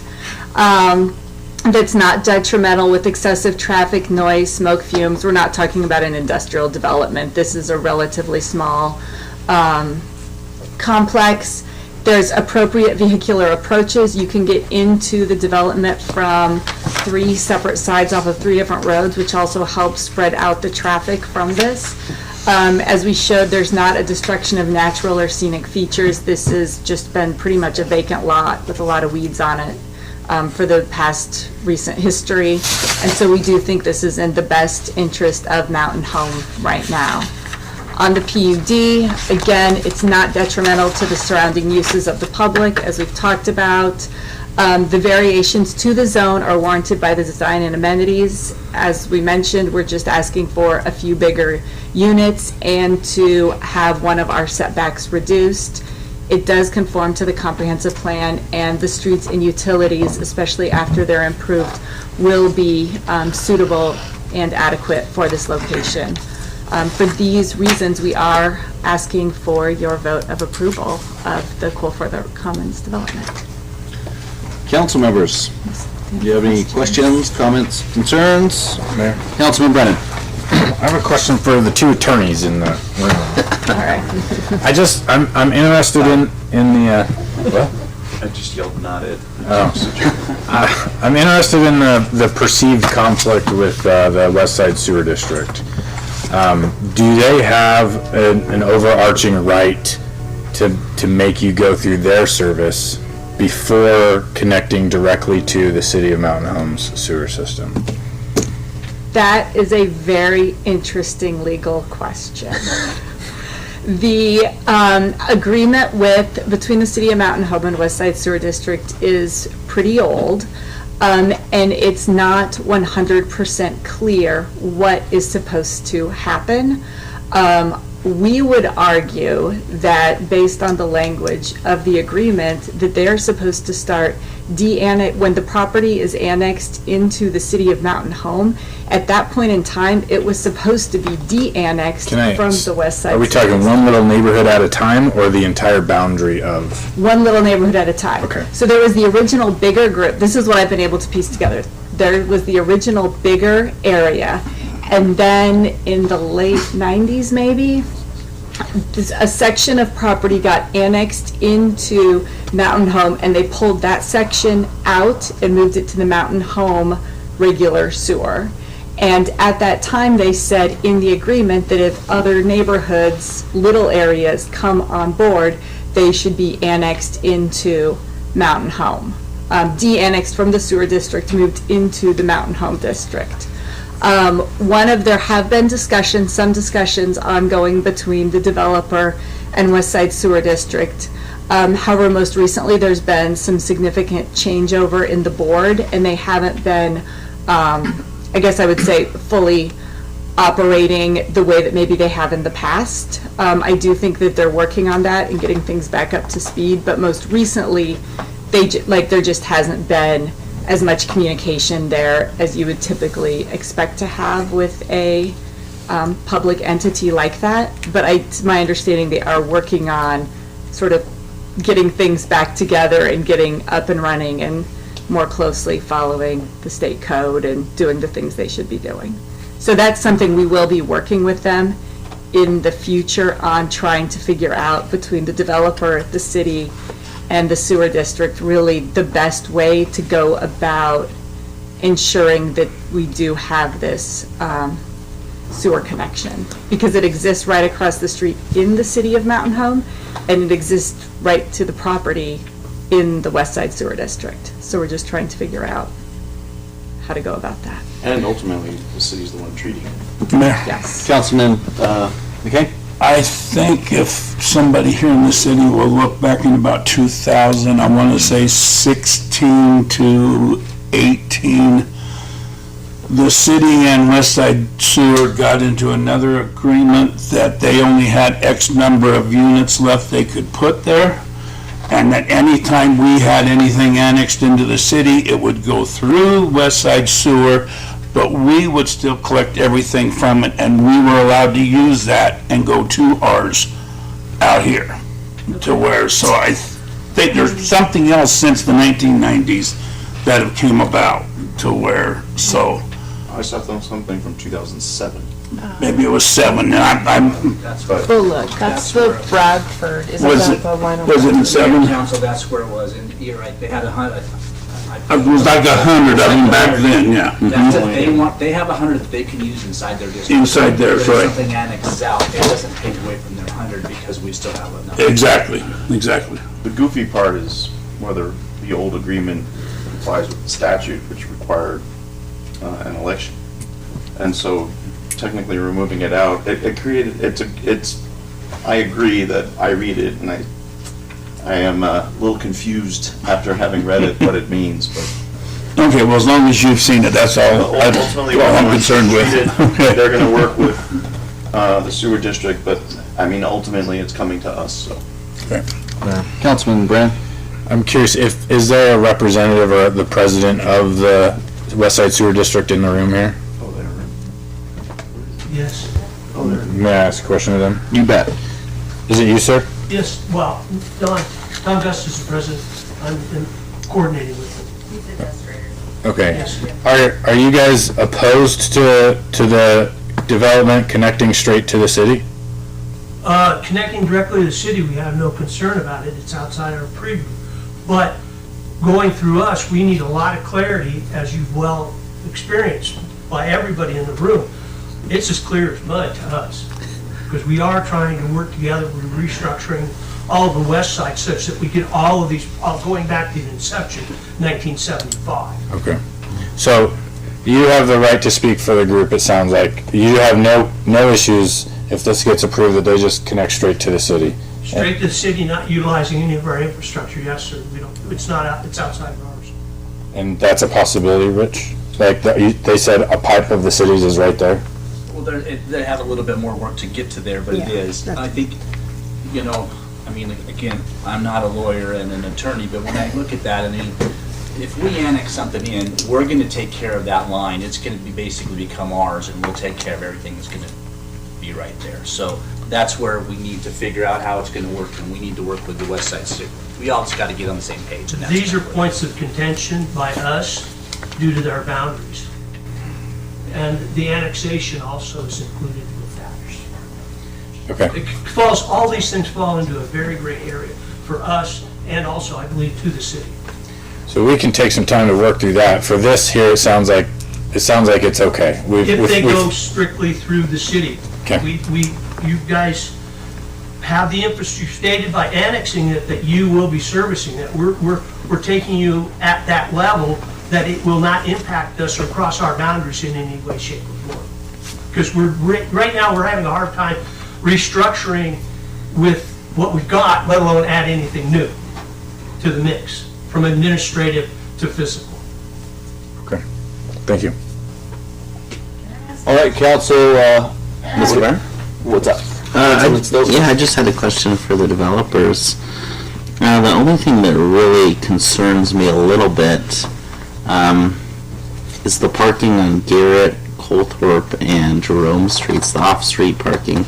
I know you can't necessarily control that or make sure no one parks their RV because we have ordinances for that, and my entire neighborhood is filled with RVs, I'll tell you what. Besides that, though, you gave us a good summary. I have no real qualms with this. I was just going to make sure that we're at that 2 parking spaces per unit within the site. So thanks. All right, council. Mayor. Councilwoman Garvey? Okay, I guess I want to make sure I'm clear. Your desire is to hook into the West Side Sewer District and not the city side, or go through their infrastructure. Our desire is to get sewer service however we need to get it. Okay. And we believe there are different mechanisms to get sewer service. If West Side Sewer District is what I'm hearing today, is that if they are fine, if we just go through the city, then we will work with West Side Sewer District and the city, because we're annexed into the city limits of the city, obviously, but we're also still technically located in theirs, and so we have to just work through that de-annexation, like, we just have to work through the process. Okay. I have a couple more questions. Go ahead, you're good. Okay. Just some clarification questions. One owner?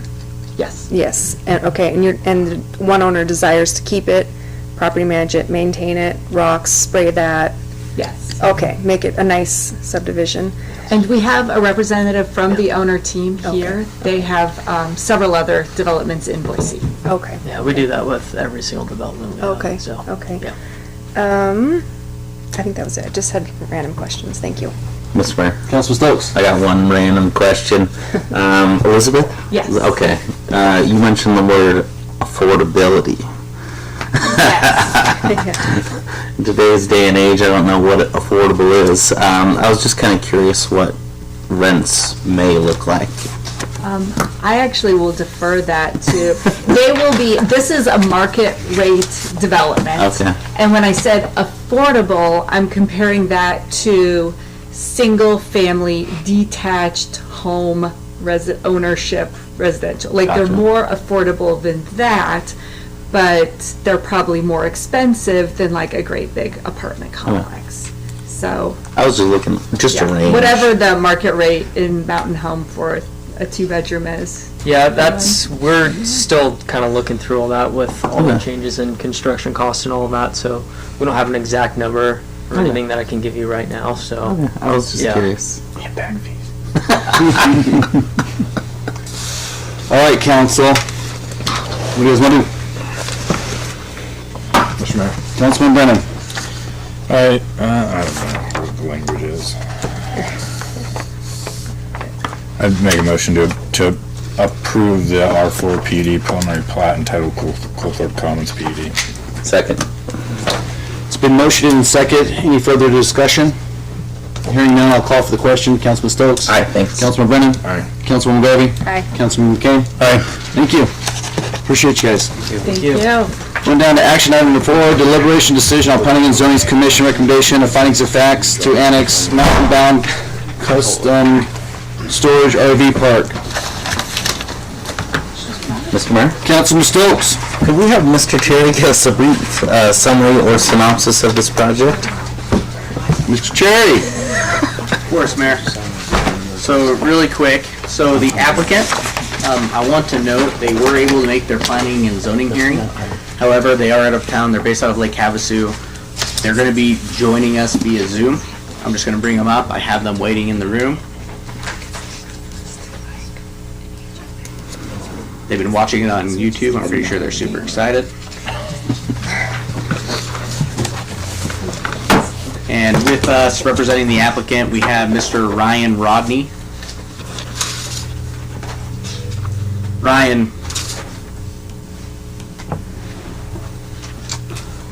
Hey, Ryan. I don't know if you can hear me. I was saying, I lost my 40 minutes. Yeah, he's done. He's out. Went to dinner. Here, I'm gonna try another Just one say real my quick. picture isn't that cool. I know. I was thinking he's a pretty cool looking dude. I'm just standing there with my kids.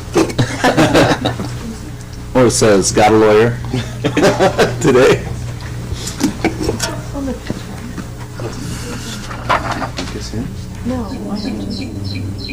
All right, Ryan, so you're hooked on with 2 devices. You need to log off on the device which does not have your webcam. Or let's try it now. I'm here. So are we. And it's going back. Tell him he's stuttering. So hold on, Ryan. I think he has 2 speakers going. Yeah, he's got something. All right. Test. I love Zoom. Let's turn up the TV. He didn't say anything. Turn it on. Because I'm turning off the volume on this so it doesn't catch that. You have to switch. All right, test it. Talk to us, Goose. Talk to me, Goose. Wait, this plane would have gone down then. New Goose, not old Goose. Oh, new Goose.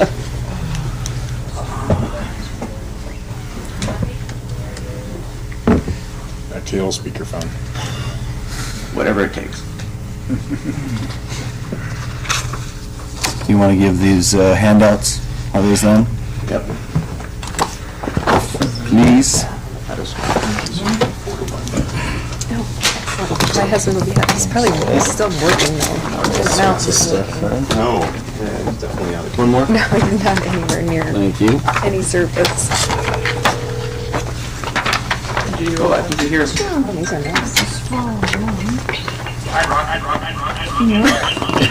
So Ryan, It's because you've got 2 speakers going again now with the phone. Oh, my ears sat out of chair all day. Can you put them in chat or tell them in chat? Yeah. Rock? You turn your volume down.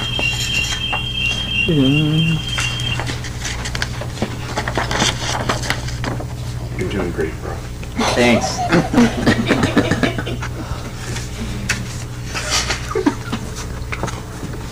This is gonna work. You can spit lots at him too. Hi, Rob. Hey Ryan, how's it going, buddy? I'm doing well. How are you? We're doing good. So we're getting some speaker interference. No. So if you just stay on mute, we'll see your face, and we're going to use this for the volume, and I'm going to put this next to the speaker. Okay. Let's see if I can go back into the room. I thought it might have been something on my end, which it probably is. No worries, Ryan. So what I'm going to do is I'm going to give a brief synopsis, and then I'm going to turn it over to you. Sound good? Sounds great. Alrighty. Mayor, City Council, what you have before you is a annexation and planned unit development application for the Mountain Bound Custom Storage and RV Park. What is proposed, everyone is familiar with the Wilson 46-acre property south of Johnson Brothers, the hotels we have. On that property is being proposed to be built 234 RV park / storage pads. This has some key differences than a traditional RV park. Those are differences I will let the applicant elaborate on. However, I want to speak to some just key major points.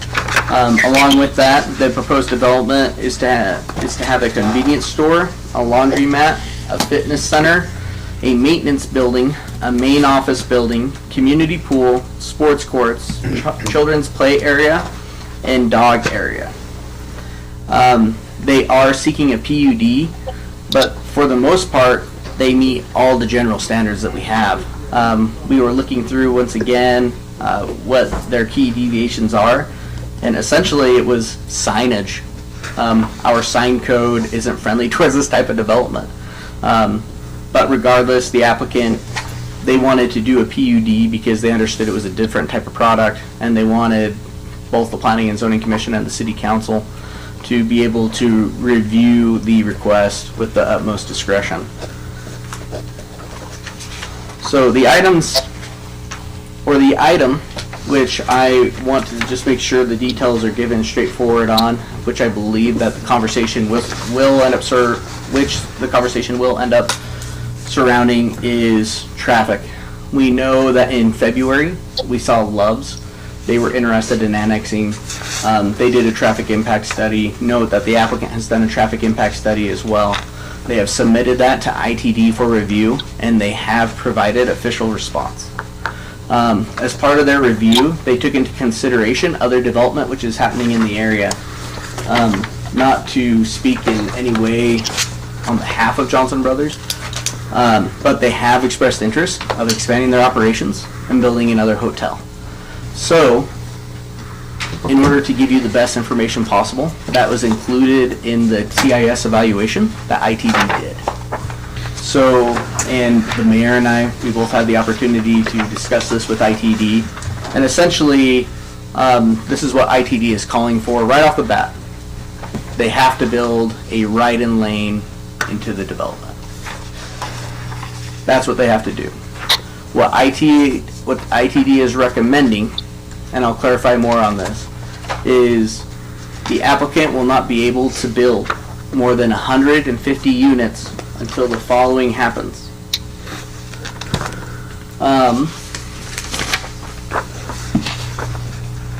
They will have to restrict the US 20 and Foothills access.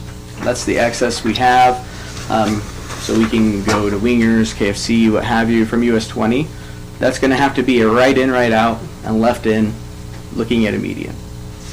And, as was discussed with previous developments, the developer and other associated parties will be responsible to provide a connector road east of US 20, which connects Worth Lee Road to the north and Foothills Avenue, along with a traffic light there.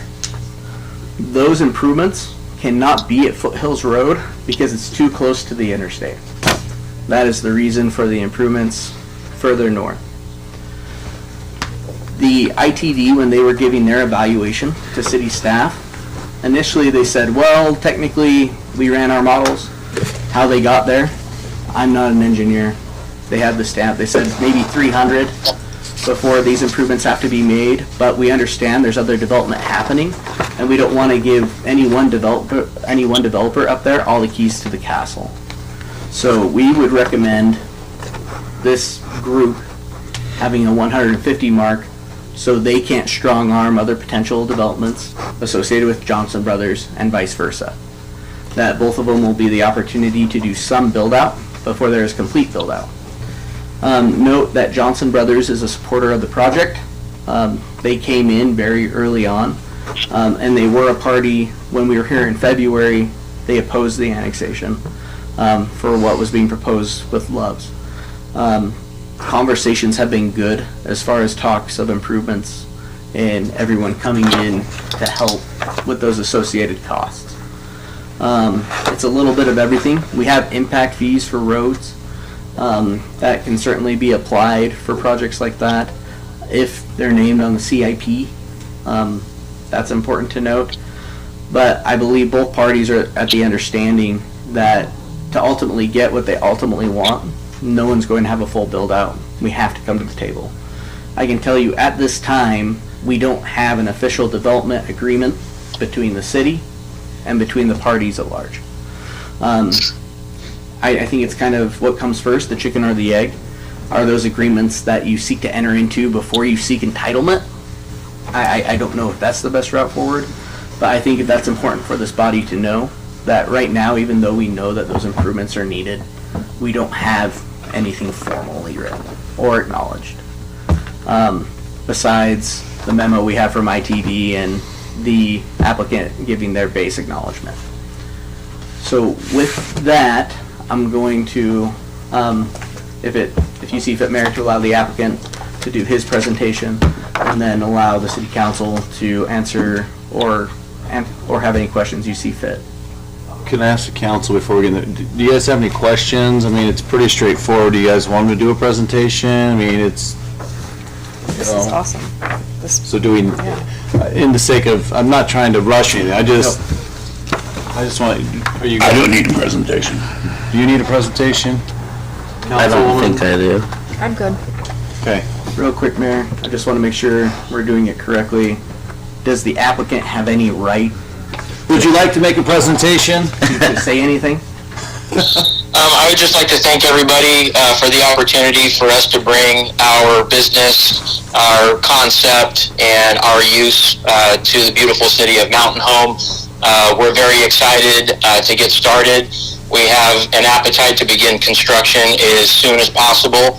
I think that there's some great opportunity to accommodate all of the growth that the city is going through, and I believe that what we'll be bringing is something fresh and exciting. So ultimately, just ready to get started. We are ready and eager and willing. Yeah, I'm sorry, what was your name again, sir? Ryan. Ryan? For the record, my name is Ryan Rodney, founder and CEO of Mountain Bound Custom Storage and RV Park. All right, Council, you got any questions for him? Mayor. Councilman Brennan? I think it's a great product. A lot of people passing through the area bring a big benefit. Brock made mention of a development agreement in his opening remarks, and I feel that that's very important to begin with. I'll probably make a real controversial statement here that I'd like to stand on my own, but I want to point out that well, let's see here. I think I know the roadways in Mountain Home better than headquarters Idaho Transportation Department. In terms of access, I live here every day. I work the streets every day, and this is my home. And that intersection of US 20 and Foothills roads is a disaster as it is already. Or sorry, it's a disaster already without adding additional spaces or businesses up that road. I would imagine, and you can correct me if I'm wrong, that the majority of the vehicles coming in and out of here might be equivalent in size to an 18-wheeler with a full-size truck and a giant fifth wheel coming into park. Some may be smaller, but that I don't know how to stress it enough, is that I think we need to have immediate secondary ingress and egress, whether to Fort Lee or what's the other name? Hot Creek Road.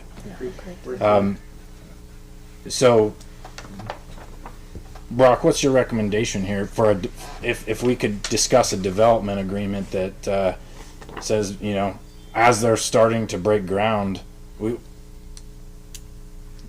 how else do we gain a safe, secure place to the highway? Because the more backed up it is, the more crashes we're going to have. And it talks about agreements with the pilot across the street and cutting off some of their access because of a median in the middle. And kind of not the elephant in the room, but another piece of this pie is the hotel. So 150 room hotel on top of that they're considering. So giant big rigs with hotel traffic daily. I'm just not willing to proceed as is without a secondary ingress and egress. Maybe we talk about a latecomers agreement, and maybe a three-way agreement between the city and Mountain Bound and the Johnson Brothers for a hotel building. That's the only way you're going to get me to proceed. I love the project; it's fantastic here, but safety and the flow of the road has to be right up there at the top. Mayor? Councilwoman Garvey?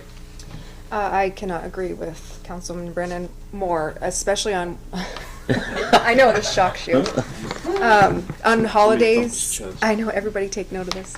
On holidays, that intersection, that whole area is a disaster. The traffic backs up on the freeway going east and west. I have to agree that I think we need a plan of traffic flow before we add more to the issue. So Kitty, are we still moving all that swapping land for the road, putting it against the BLM ground, getting it up to Hot Creek Road? That's our plan. When? Yeah. Well, we'd have to get this in agreement, that's where this is all coming from, yeah. Mr. Ware? Councilman Stokes. I would Wait, agree. sorry. Are you done? Oh, I'm done, yes. Okay, sorry. Councilman Stokes. I think this product is good for the location, but I would second and third Councilman Brennan and Councilwoman Garvey's concerns. The thing that's scary for me is as you read the number that ITD put down, that 150, and then I look at their phases, they can basically get to phase 4 without doing any real egress or secondary egress, ingress, whatever. Can we be more stringent on that number and maybe go down to 49 or 1, perhaps? Just to make it safe for the citizens. It is already a cluster up there, and we don't want any major accidents. And we're not talking about small vehicles here. We're talking big trucks carrying heavy RVs and boats and maybe jet skis. I don't know. But you get my concern. ITD put that number in, and frankly, I don't know. I don't think they know shit about our traffic situation. I would. I think Councilman Brennan has a better grasp on it than they do. Thank you. Thank you. Appreciate the support. Hey, I supported you. Mr. Mayor. Sorry. Go ahead, Brock. So I believe that, like I said, the juncture when we go through firm development agreements before someone has the entitlements, it's one of those things, ideally, that they can happen simultaneously in an event like this. I can tell you that just today, we had a meeting with an individual where the property we have another piece of property up there that's on contract, where the improvements here would also be benefiting towards that property. So I think, outside of this entity and also Johnson Brothers, that there's the opportunity to potentially grab other new development that's happening to try to create as much of a proportionate share of just what we're able to do. I can tell you tools that this body has as far as what we could doing forward. We could base the approval on a development agreement that you get one phase. You get 50, you get 80, whatever that number is, before we have an approved development agreement of how these requirements or improvement are going to come to fruition. And also, right now we're having active applications with the hotel who doesn't have any zoning entitlements. They just need a building permit Can to I go interrupt, forward. Mayor? Councilwoman Garvey. So can I interrupt you really quick? So what I'm hearing you say is that we could put together something possibly before this development gets to any stage past, say, 3, whatever.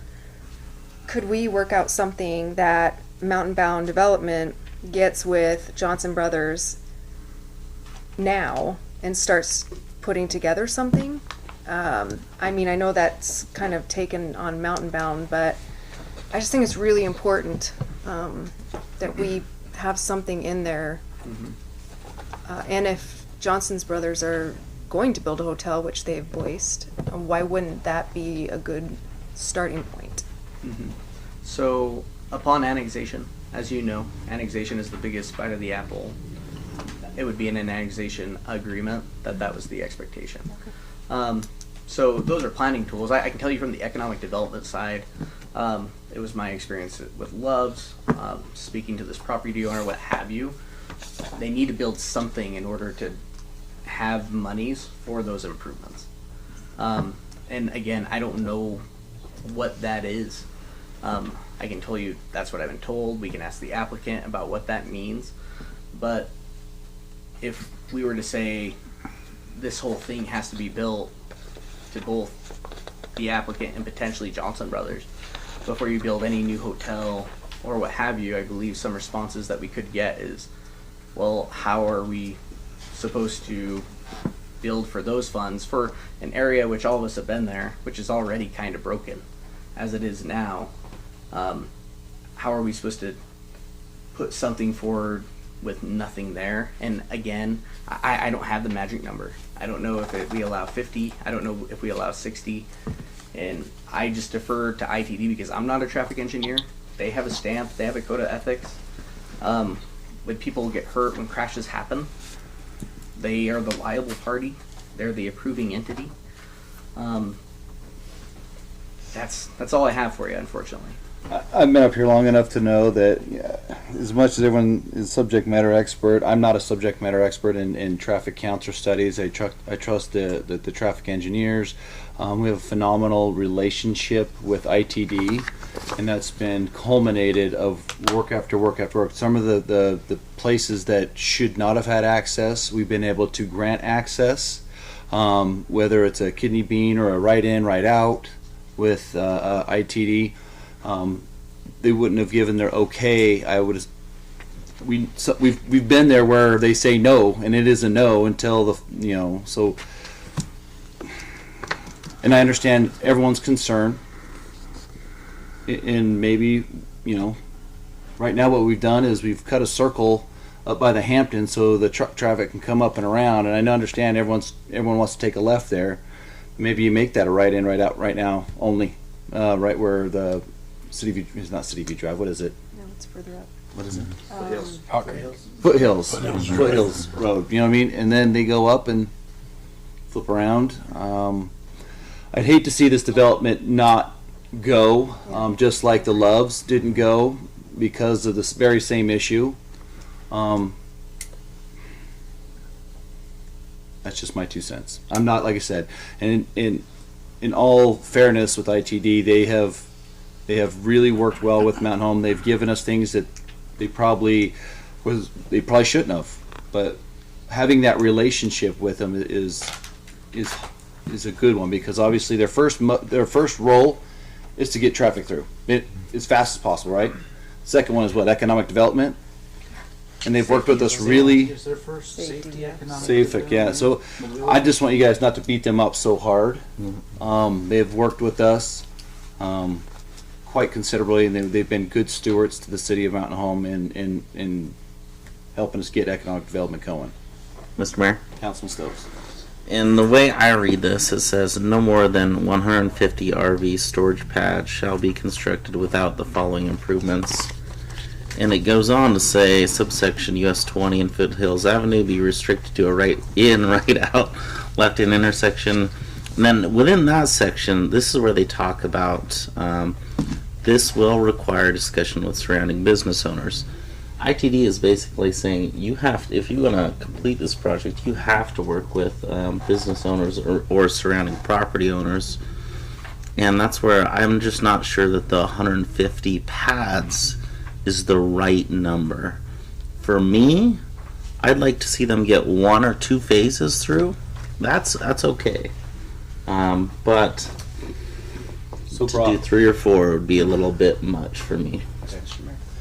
Sorry, Councilman. Yeah, okay. So if Johnson Brothers wanted to build a hotel right now, and it being zoned the way it is, they could build their 150 They could do it. and without anything, because it's already zoned in, all that good stuff, right? I would consult with legal, but I don't have a zoning mechanism that I can tie them doing something to. So how we got the 150 is we wanted Johnson Brothers and this applicant to work together.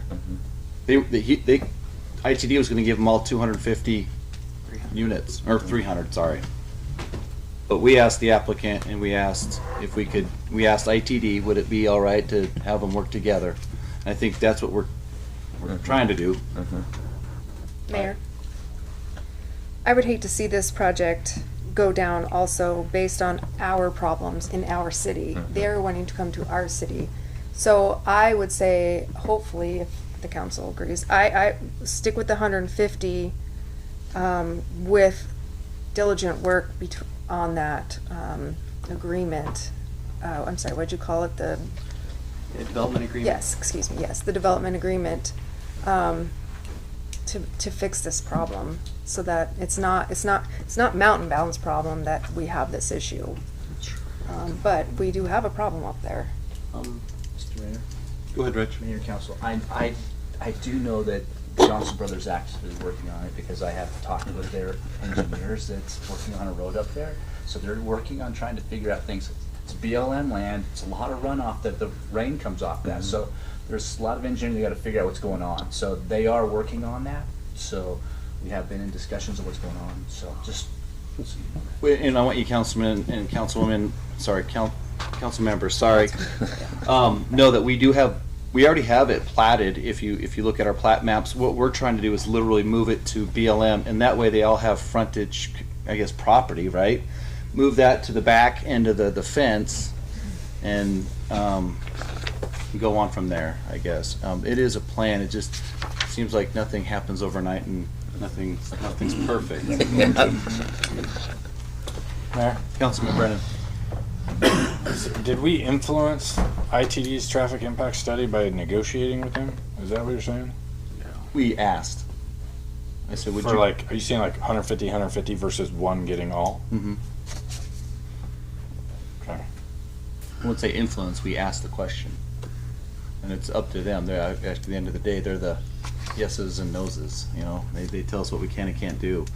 So that, see the road right there? We're wanting to move it to the BLM side and go right there. And that way it makes the property values better, not only for everybody, but They can utilize the land better to get a hotel up there and other things. Better fire barrier, having that roadway. Mayor. Councilman Brennan? I'm of the same accord. Like I don't want them to like outright get denied.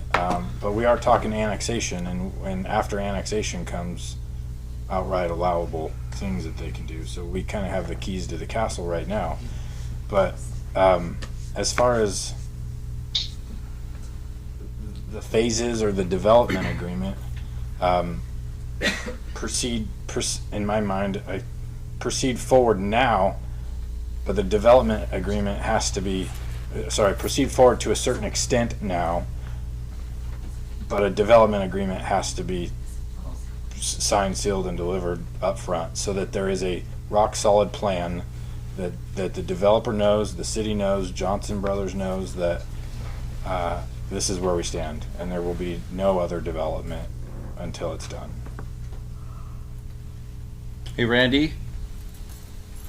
Or Ryan, sorry. Rodney. I got Rodney, Jesus. Just stop calling. Yes. Ryan, do you understand where Councilman Brennan's coming from? I absolutely do, and I just want everybody to know that we're fully prepared to pick up the capital cost, share in that cost. We're willing to do whatever needs to be done in order to satisfy the requirements. You know, I understand where you're coming from at the 150. I will make a comment and say that the traffic impact analysis was conducted during the Memorial Day week and weekend, which, according to our traffic study engineer, is one of the busier weekends at that interchange. So I take that for whatever it is, and I know that ITD had approximately 3 months to conduct their review and provide the memo documentation talking about the 150. But I'm willing to meet somewhere in the middle. If you know, we can find a way to, you know, get 75 to 100 of our RV park buildings erected.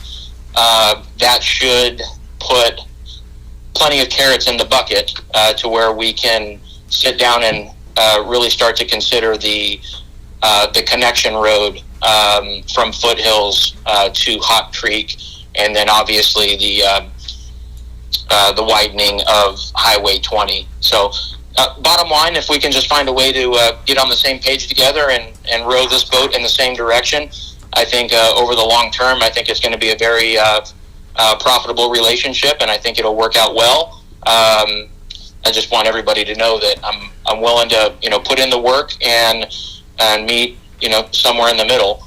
I would, if it's anything like the highway improvements that we were required to do with the Arizona Department of Transportation, that was a pretty significant improvement, and I was 100% in agreement. I'm big on safety. I'm, you know, big on proper ingress and egress. So I get it 100%. That was over a $1.5 million project that we picked up. But before we had to do anything, we were kind of in, the same scenario. We were kind of in between the boat and the dock trying to figure out, how we could meet somewhere in the middle. And they allowed us to do phase 1, which was 100 of the RV park buildings at our Riverbound facility. That's pretty much the agreement that we arrived at with the Department of Transportation. They understood our position as the developers, and it worked out well. So if Mr. Mayor, City Council members, and staff members, if we can take that into consideration as we move forward to approve the project, we'd be very appreciative of any consideration. Mr. Mayor. Councilman Stokes. Ryan, you said somewhere between 75 and 100. My thoughts are 99. And I say that because, I say that, because you can get phase 1 and phase 2 done. Allows you to get some development in, and I understand your position as a developer, and I believe you understand our position as a council as a whole. So that would be my kind of meet in the middle of that 99 number. I got you. 49. I think that sounds like a great deal. I can go along with that. Yeah. I can go along with phase 1 and phase 2. Mr. Mayor, may I make one comment? You bet. I'm not commenting on substantively how this should be done. I'm only mentioning procedurally that, borrowing a little bit on what Councilman Brennan said, annexation, and once the entitlements are in place, it is now that an annexation / development agreement, the terms of it have to be understood, because that is what the conditions of approval are. Right. It is routine that whether it's 50 units or 75 units or 99 units or 150 units, that they could build, that they can be built and utilized before the traffic signal has to be put in place on Chinden Boulevard. Things like that. I've seen this 1,000 times. That's no problem. However, at time of approval, at findings of fact that Brock's got to draw up and then I draw up, we put the terms. This is where the turn lane is. This is where this is. This is where this is. So that is what the conditions of approval is. I cannot type something up where it says you could build 149 or 99 units, and then you need to get together with your neighbors and try to figure something out. You no longer have jurisdiction. Right. You no longer have any more approval periods. There's nothing more that Brock can do to require anything. So whatever it is, I don't mind that they could build whatever it is substantively. However the number is irrelevant in my mind. It's procedurally the mechanism. Now is when your conditions of approval come into place. And if your condition of approval is a development agreement or an annexation agreement, it's now that you have to see the terms of it.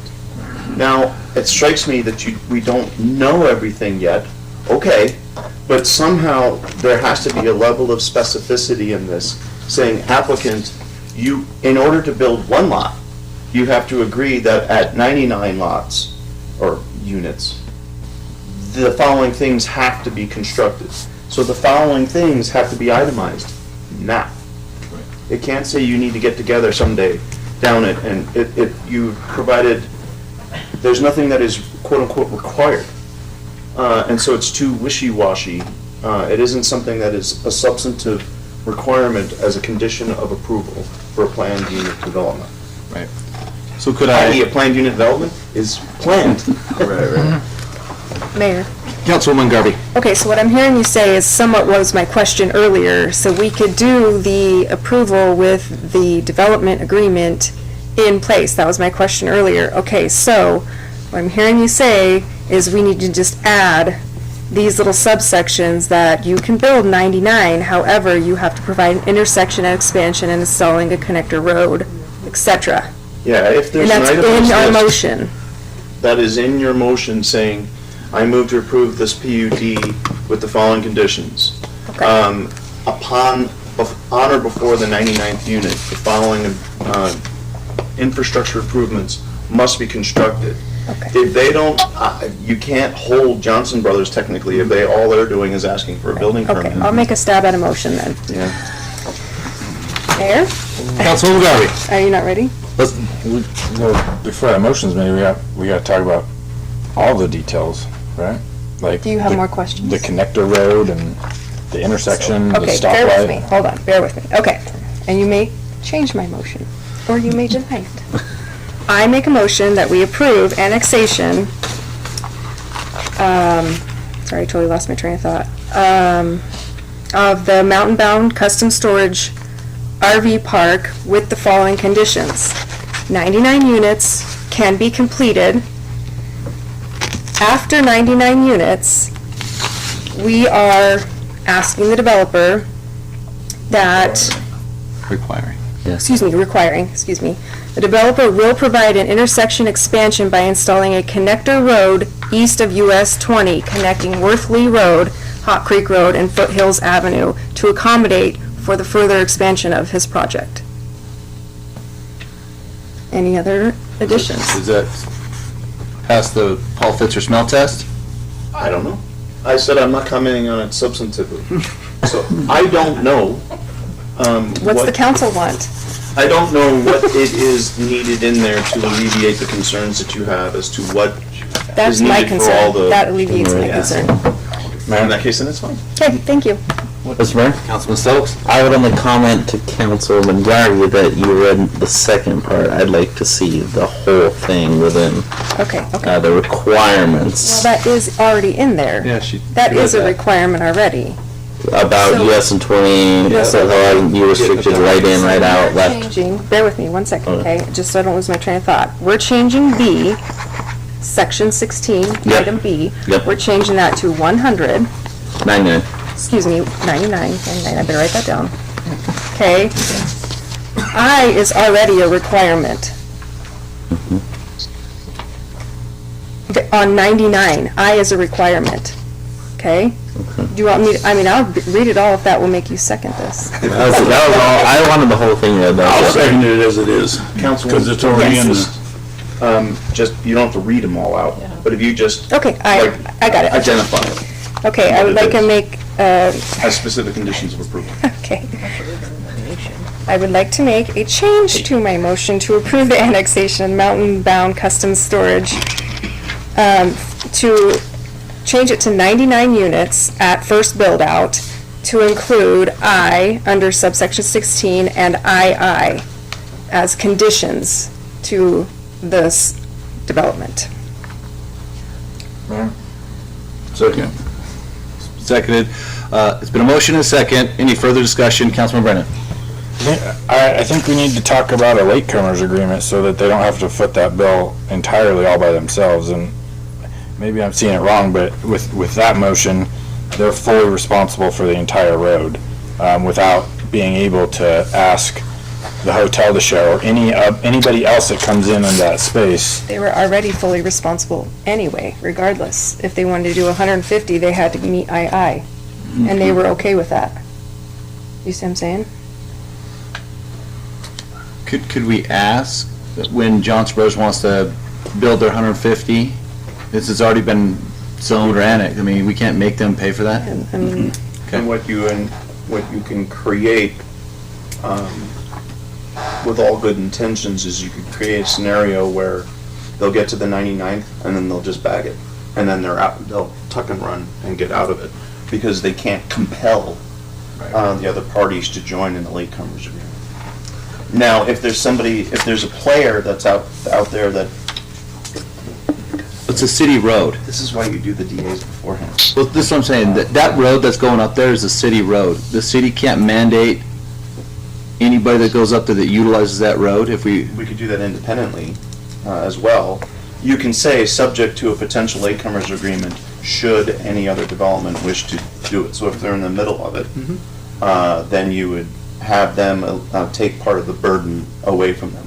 But you can't say that their burden is only 1/3 or 1/4 or 1/9 or 2/3. And Mayor? Because we don't know who the other players are necessarily. they are under full agreement, as he said, that they will do whatever infrastructure is needed to complete the project. They're agreeing to what we're requiring as it is without working with anybody else, any potential future development, so I think it's a moot point. How about this? Just add to the very end of your motion, subject to potential latecomers. Do I have to say that whole thing No. again? Okay. Just say, all that, ditto, subject to latecomers. Okay, and Which then will enable us sometime later down the road for some new application that comes in, that they will contribute part of that. Okay, my It just gives us motion, it gives up more freedom. my motion stands except for we are going to add subject to latecomers in the future. Potential. Potential latecomers in the future. Mine's so motion too. It's been motion second. Any further discussion? Yes, thank Councilman you. Brennan? I like the direction that we're going. I think we're just jumping into it a little too fast, because, as it's been mentioned, all this is, we are agreeing to basically cut the pilot off, or the language in here is a little hard for me to track, but it will require discussion with surrounding business owners. So what discussion has occurred already? What discussion could still be had? How can all parties be in agreement with this so that their business is not getting cut off? It's meaningless. Future discussions, blah, blah, blah, is meaningless. I mean, ITD put it in there, I get it. It's And if they don't meaningless. want to do it, they don't have to do Doesn't mean it. anything. So aside from the discussions, though, the first part of that paragraph is still in place, right? Yeah. So a median will be constructed and the road will be, you won't be able to turn left. Yeah, the mayor's requiring us to, you and I to have discussions. Great. Hi, we're done. I mean, it doesn't, unless somebody is asking something, an entitlement from us, i.e. one of those other parties, hence the late command, then it's meaningless, whatever that means. But could you pull up a map of a close-up, like Google map of this, of the intersection of US 20, Pilot, and all that? Can you zoom in on that? So the part where it talks about the median,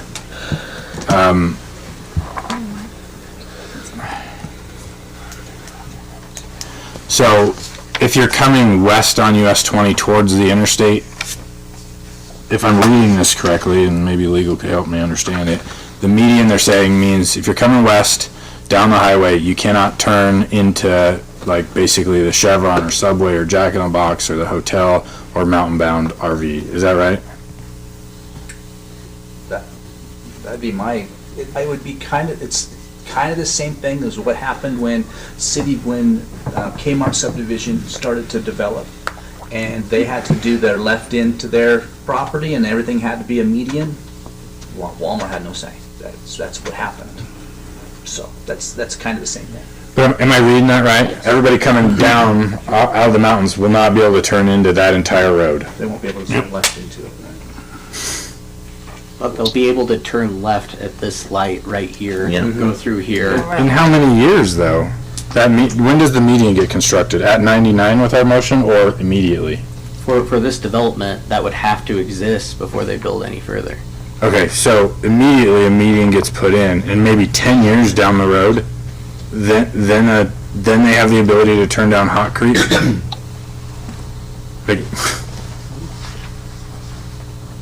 We don't know when that road's going to get built or when that intersection's going to get constructed. That's not at all part of our motion that says you have 3 years to build this intersection. He wants to say something so bad. Are you available for public testimony? No, we have it here at the very end. Have it at the very end. Mayor? I'm just not willing to proceed with cutting all these businesses off. You represent the applicant? Oh, okay. Come on down. You need it. That's different. Yeah. So my name's Ron Ramza. I represent the Wilson Sisters as well as Mountain Bound. I represented Love's Travel Stop. I've been working on selling this property for 7 years. So your traffic questions, I've been through it multiple times. The road that this gentleman and Brock were talking about going up to the north. Hot Creek. Hot Creek, thank you. Yeah. Started with Courtney Lewis. In February, Lowe's got a quote for that road, it's $1.7 million. So to put a relevant number to your discussion of what the applicant is willing to pay to get that feeder road north and south is $1.7 million. So what the regional director of ITD has said is that median would stop somebody from coming off of Foothills Boulevard going west and turning south. Would also prevent somebody coming south down the highway, turning east onto Foothills Boulevard. So it's going to affect everybody in that, it's going to affect everybody on both sides. It's going to force people to go up to Leeway, do a U-turn, and come back around. So you're taking the problem right here and moving it right up there. So as you said, Councilman, about the traffic issues here, this median is just going to move them up further to the north until this road right here is put in. I appreciate the latecomers. It's a great way to share this 1.7, which who knows what it'll be. With all these parcels are going to benefit from that road because they're all going to have the same access problems with ITD. So it's just, over 7 years, it's been as frequently as Love's, who is going to start this ball rolling to get this road put in, and this median put in? It has to start with somebody. And then everybody else will join onto it, but it has to start with somebody.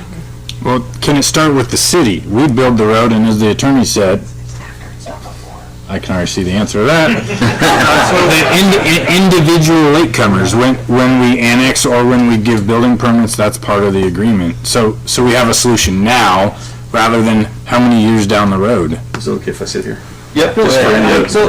So here's my thing, and I think Rich and I are going to probably say the same thing. We could put in the road right now and use our chip seal, our old chips, and roll it, and it'd just be like Smith Road. You know what I mean? We could do that if that would make everyone. But we would maybe make that gentleman say, just pay for the labor. We could put in the road. Mayor, I do have a clarification. Looking at this, I don't think that meeting has to come in until they were at their 150 or like ours at 99. So if they want to go over, they want 100 units, they would have to put the meeting in or have everything taken care of by then. So that it's up to there's no median for the first two phases if that's what you wanted to say. So Idaho Transportation Department had a similar requirement of Love's, that Love's could build the travel stop, but and the next step was to build a 250,000 square foot distribution facility. The access road had to go in and the median had to go in before they build the warehouse. They could build the travel stop, but they couldn't build the warehouse. It was a very similar requirement from ITD. And I believe that's on the record of the application. So, Mayor, how fast could the city act and put that in, subject to our own latecomers agreement? All we need really is to move, we have to get with those property owners, ask if we can move it to the, I guess that'd be the east. Street crew could do that all day, every day, huh, Rich? We gotta get some engineering done. Well, this is just for right now, we could just, Well, then can't they just drive on a dirt road then? touche. Anyway, sorry, hang on one second. I got a motion and a second. Any further discussion? Councilwoman I Garvey? have one last comment. First of all, we already lost Loves due to this issue, which would have been a huge economic impact. Second of all, we have an applicant that is already willing and ready to do this road and says that he is ready to take on this road, so I'm not sure why we are so concerned right now. This would be a great development, and he has stated clearly that he will pay for this road, which will help Mountain Home greatly. As far as council, Mayor? Hang on a second.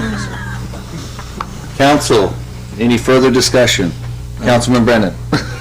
Can you throw Ryan back up on the screen? I guess I just want to hear that again. Ryan, did you agree to fund that whole north-south road connecting to Hot Creek? Yes. Okay. At what point? It was originally 150 from ITD, but in light of our meeting today, it sounds like it's 99. Okay, so at 99 units, you'll do the full development of the road, but I guess the city has to get the rights to it first, right? We just have to swap land. They would just dedicate it. They'd have to get an easement dedicated to us, so it would become ours. So no, we already own the ground for that road. We have to get with the property owners to move it to the east. Oh, because we have the right of way already. Yes. Got it. So, okay. Okay, there you go. Any further discussion? Hearing none, I'm going to call for the question. Councilman Stokes. Aye. Councilman Kane. Aye. Councilman Brennan. Nay. Councilwoman Garvey. Aye. All right. Thank you. Thank you. Yes. Thanks, Ryan. All right. Yes, sir. Thank you very much. Run down to action item number 5, deliberation decision on planning and zoning commission recommendation, findings of facts of zone I-1 light industrial PUD entitled Mountain Bound Custom Storage and RV Park. Councilwoman Garvey, I don't have anything on it. Councilman Stokes. Mr. Mayor? Councilman Stokes. It already appears to be right next to I-1, which is light industrial. Right. Okay, Mr. Mayor? Councilman Stokes. I'd make a motion to accept the Planning and Zoning Commission recommendation and findings of fact to zone I-1 PUD entitled Mountain Bound Custom Storage and RV Park. Second. It's been motioned and seconded. I'll call, or any further discussion? Hearing none, I'll call for the question. Councilwoman Garvey. Aye. Councilman McCain. Aye. Councilman Brennan. Nay, at this time. Councilman Stokes. Aye. All right. Went down to action item number 6, deliberation decision on planning and zoning commission recommendation, findings of facts for preliminary plat request by Jennifer Loveday. Mr. Mayor? Councilman Stokes. Mr. Chair, give us a quick synopsis, and if the applicant is here, we might want to hear from him. So this. Tell Ryan bye. Bye, Ryan. Have a great night. He doesn't want to listen to our meeting anymore. Probably doesn't. So, the West Haven Townhomes, this body has already. Hey, we hang on a second. I want to make sure. Okay, there you go. Sorry, Bar. Nope, no worries. Mayor, City Council, this is for the West 8th Townhomes. This is something that this body has already approved as a PUD. This is the preliminary plat, which will go on top of that PUD to allow for individual ownership of those townhomes. So right now what is being proposed is 42 attached single-family home lots, 5 common lots.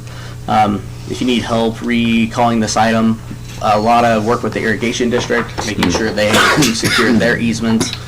I can tell you that on the preliminary plat, all of those easements are in place that they need in order to do right by their people. And strictly speaking, if you don't have any further questions, this is just providing individual ownership for the development which has already been approved. All right, council members, what do you guys want to do? Mr. Mayor? Councilman Stokes. I'll make a motion to accept the Planning and Zoning Commission recommendation and finding of facts for a preliminary plat requested by Jennifer Loveday. Second. It's been motioned and seconded. Any further discussion? Councilman Brennan.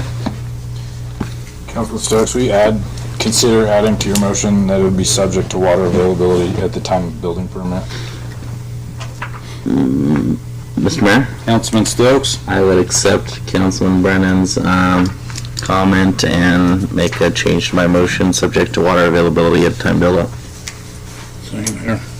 It's been motioned and seconded. Any further discussion? Hearing none, I'll call for the question. Councilman Brennan. Aye. Councilwoman Garvey. Aye. Councilman Stokes. Aye. Councilman McCain. Aye. Run down to action item number 7. Deliberation decision on Planning and Zoning Commission's recommendation of finding of facts for conditional use permit to allow drive-in, drive-through located at 2745 American Legion Boulevard. Council members, what do you guys want to do? Councilman Brennan? I'll just jump right into a motion to approve the conditional use permit to allow a drive-in or drive-through located at 2745 American Legion Boulevard. Second.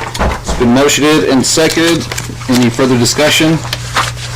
Hearing none, I'll call for the question. Councilman Stokes? Aye. Councilwoman Garvey? Aye. Councilman McCain? Aye. Councilman Brennan? Aye. We're down to ordinances. Action item ordinance 1765, amending Mountain Home City Code by adding a new Title 9, Chapter 4, entitled Development Impact Fees of City of Mountain Home City Code, or sorry, Fees of Mountain Home City Code. That was weird. Council members, what do you guys want to do? Mayor? Councilwoman Garvey? Based on the lack of, not development, building permits that we have had, I ask that we get, I personally would like to, I've already approved them once and I would like to see this go. But maybe we keep pretty close tabs on our 4%, maybe we need, adjust that at the 6-month mark so that we're not overcharging. I think it's important that the people that are moving into our beautiful city, as they all say when they come here, that they pay their own way. But I think it's important we watch to make sure we're not too high. So I would make a motion on that we approve ordinance 1765, amending the Mountain Home City Code. Directing staff to raise this issue again in 6 months' time.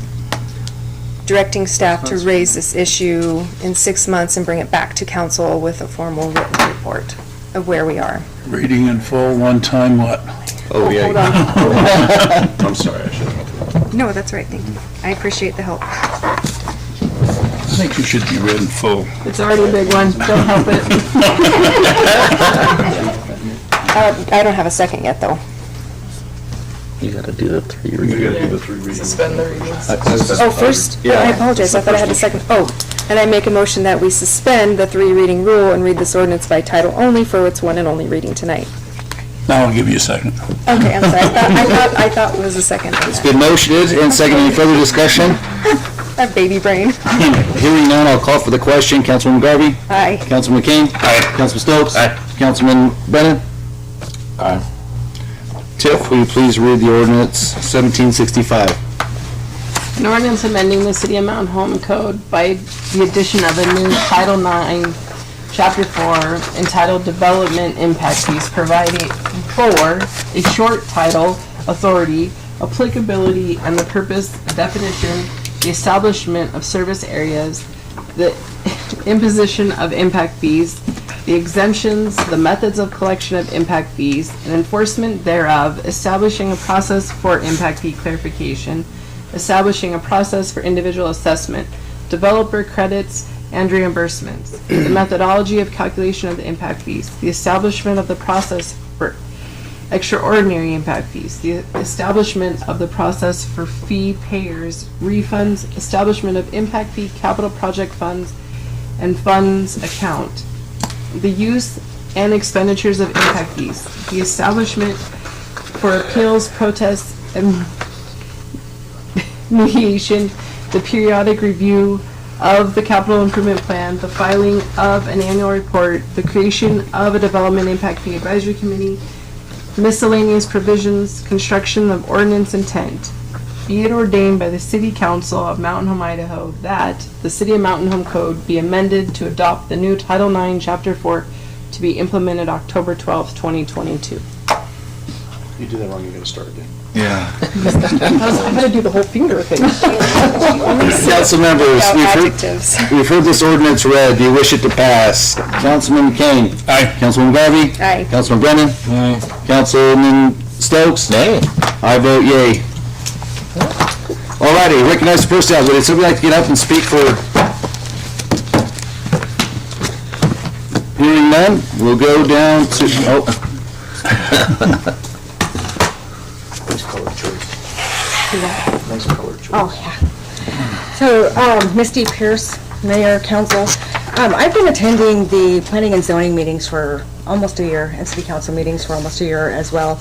And Jeff Schroeder brought up a good point in the August 6th planning and zoning meeting that was tabled due to the Colthorpe Commons. project, and he said that it was because the West Side Sewer District encompasses a city, and he quoted State Statute 423240, which has something to do with annexations, and the city must provide services. So I'm curious why, when the previous owner of that property had it annexed back in March, it was not dealt with accordingly that way, because from my understanding, all the wrinkles are supposed to be ironed out before the property is approved. This seems like it was rushed through, and I don't mean to sound accusatory, but it sounds like it falls within the boundaries of some favoritism because of who the previous owner was and his relationship with the mayor being his stepson and Daniel Brennan being his business partner. And I just wanted to throw that out. Would anybody else like to get up and speak? Hearing none, we'll go down to final comments. Council, you got anything? All right, hearing none. Mr. Mayor? Councilman Stokes? I'll make a motion to enter executive sessions pursuant to Idaho Code Section 74, subsection 206, subsection 1A, B, and F. Second. It's been motioned and seconded. Any further discussion? Hearing none, I'll call for the question. Councilwoman Garvey? Aye. Councilman Stokes? Aye. Councilman Brennan? Aye. Councilman McCain? Aye. All right. I'm gonna go use the bathroom. Yep. 2 seconds. We got time. Go ahead. No, go ahead. Great to see you. I don't want to wrap you.